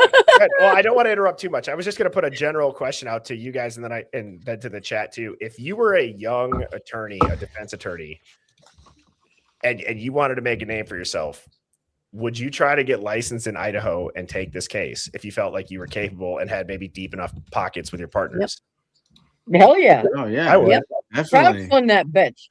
Without You know, Probably. there's enough support out there that they Go people fund will- me. people will fund it and provide funding. People were saying it last night in Lana's chat, left and right. They're like, "We'll donate. We will donate to the cause." Yeah. Can I just ask a question? I know it's out of the blue, but is there any links to Freemasonry at all with this crime? Well, if you want to go down another rabbit hole about the ritualistic stuff And and we're out. numerology, Jodie, I'm that was Oh, like, yeah, crisscross. I mean, DA, and you guys know, it doesn't necessarily mean that that's what happened. The Right, numerology is out of its mind in this case. is. There's It's a ton of beyond. it. Well, I'm looking at the actual signature wounds, the crisscrosses. There's links to Oh yeah. Freemasonry, Yes. the Knights Templar. Their swords are crossed. Go type in, Jody, just on a whim, yeah. and make sure you have some spare time. Go type in the numerology behind this case, and then make sure you clear your calendar for the next week. Well, just Okay, looking at because the name, the number of the house. it blew my mind. Jody. Every bit of it. Yep, 1122, just at the start. Yeah, Well, and then you got to think about too the 11. the 13 months, the calendar, the house was torn down 13 months to the day, which also in a ritual, you destroy the altar once it's complete. There was a dog in addition to this. And this is just stuff this is like, I'm not saying that it's anything, but it's just interesting. So there was a dog that was found skinned and filleted like a fish. I think his name was Buddy, right? It was a Buddy. neighborhood dog. Yep. Correct. And Right. the dog is the guardian of the underworld, and you do that to prepare the altar. And then the ritual that I went down a deep rabbit hole on was called the Rite of the Twins. If people remember that and followed me back, I remember that. That was on the first day I met you. and people would be like, well, how do you know this? I'm like, well, it's not like just looking up how to bake a cake. You know what I mean? You got to read. Yeah. Like, it's not just going to say like, here's all these different rituals, but you got to like read the books and read, the stuff Yes. out Freemasons and all that. And it's all about, again, I don't want to go down that rabbit hole on mirroring and femininity and masculinity, and why Ethan might have had Sacred feminine. Yep. leg wounds and Yeah. grounding the masculine energy. There was something even sent to me because my birthday is November 23rd. Okay. Somebody Scorpio? figured some crazy shit out and sent it to me and said, read it, Dago. And I'm sitting here reading this and I'm like, Yeah, it's scary, man. who the fuck you is in my house? Scorpio? You know what I mean? It was freaking me out. It was bad. Yeah. DA, one of Well, I the said you, Dago. one of What'd the you say, hon? clips, Are you sorry, Scorpio or Saggy? Sagittarius. Sorry. Same. There you Go go. ahead. What'd you say, Bertie? What were you asking? One of the clips that I played on my stream a handful of times was when you and I first started streaming, which, by the way, I have one of my most viral clips that has nothing to do with the Idaho 4 from like our second stream. Did I ever tell you that? No. I get sent this all the time on Instagram and X. People, it's this man was silenced and disappeared forever for spilling the truth about World War II. What I said, do you know how deep I've gone down rabbit holes? I think that both of the world wars were really just to erase the old world, and it was the reset they never taught us about. I've heard that before. That has That's like gone millions viral. I get sent it by my buddies that are like, "Do you have a podcast?" Like they're just like, Not yet, but I can. yeah. That's funny. But one of the things that you brought up was you talked about Greg Scarpa Jr. in the mob and how the FBI let him commit homicides to stay undercover inside to keep their undercover guy. Yeah. Can you? So my question with that is,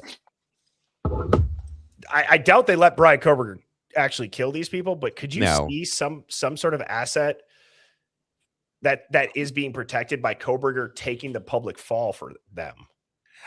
For sure. Like I feel like they're to protect the CI, they can lie about things to protect a CI, especially if they had a 8-year, 10-year investigation into drug cartels smuggling shit across the border. They're not going to have that all just go out the window for some stupid thing where their CI gets burned. So if they wanted to cover up a decade-long investigation with big money chasing a drug cartel, you can damn well bet they would go to long lengths to cover and lie shit up if they had. And like I said when we talked about that, it's a horrible thing to say, but it's unfortunately a fact.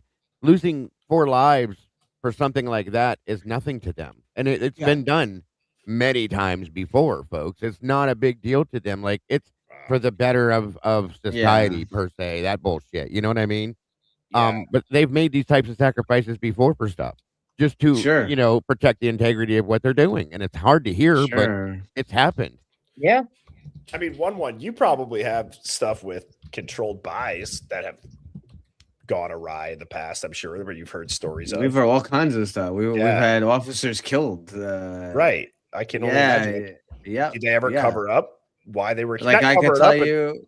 So I could tell you a weird thing. I mean, I don't know much about the case, but in an area that I worked near Coney Island in Brooklyn, it's a few years ago now. But what the hell was that guy's? What was that? The guy that was like connected. I just forget his name. What was his name? Wiener. The guy. Wiener. Yeah, Anthony Wiener. Yeah, the guy that was Wiener. Okay, so we had a detective that was working on that case that had to do, like, she was working, I guess, with whatever FBI group, and he was involved with that whole thing with Wiener, and apparently there was stuff on a computer and all that. Well, she committed suicide. Apparently she committed suicide and was found on a beach, this detective. And it's like, what the hell? It's fucking wacky shit. Didn't a lot of people apparently kill themselves after viewing the contents? And I think that the folder, it was rumored to be named like insurance policy or something. Yeah. Oh my God. I've heard about that. Yes. What is that called? Geez, what's the thing with the Hillary? And I'm forgetting the name. Sassafras or Sassafras. I think you're right. I think that is it. Or is it? No, it's Frazzle Drip. Frazzle Drip. I was close. Yeah. Something sound like that. Yeah. DA, you pondering thoughts of? He's reading. Yeah, I don't. You guys are going way off the rail. Frazzle Drip. There it is. Where's JJ at? We need JJ. I know we need JJ State of the Deep and all those other shows. He's got his premiere tomorrow morning. Yeah. Tomorrow morning, 10 a.m. Is he launching it? Yeah. Yep. Yeah, he's launching his channel tomorrow with his first video. In fact, I was supposed to help him after my show ended an hour ago. So I got to see where he's at on that. Well, I appreciate you guys letting me up. Like I said, I was just chilling. I was bored. I didn't do anything all day, which was, when you have those days where you can actually chill and then you mentally, you feel kind of guilty and can't do it. Yeah. You Which I don't sound like know you're getting why. a little bit of a cold yourself. Are you getting a little cold? Yeah. I mean, I would guess. I mean, Yeah. Aubrey or Mrs. Birdie's been down. Yeah, I can kind of hear it in your voice a little bit. It sounds like you got a little bit of a congestion or a little bit something. Well, there. I will tell you this much: you have done it again, sir.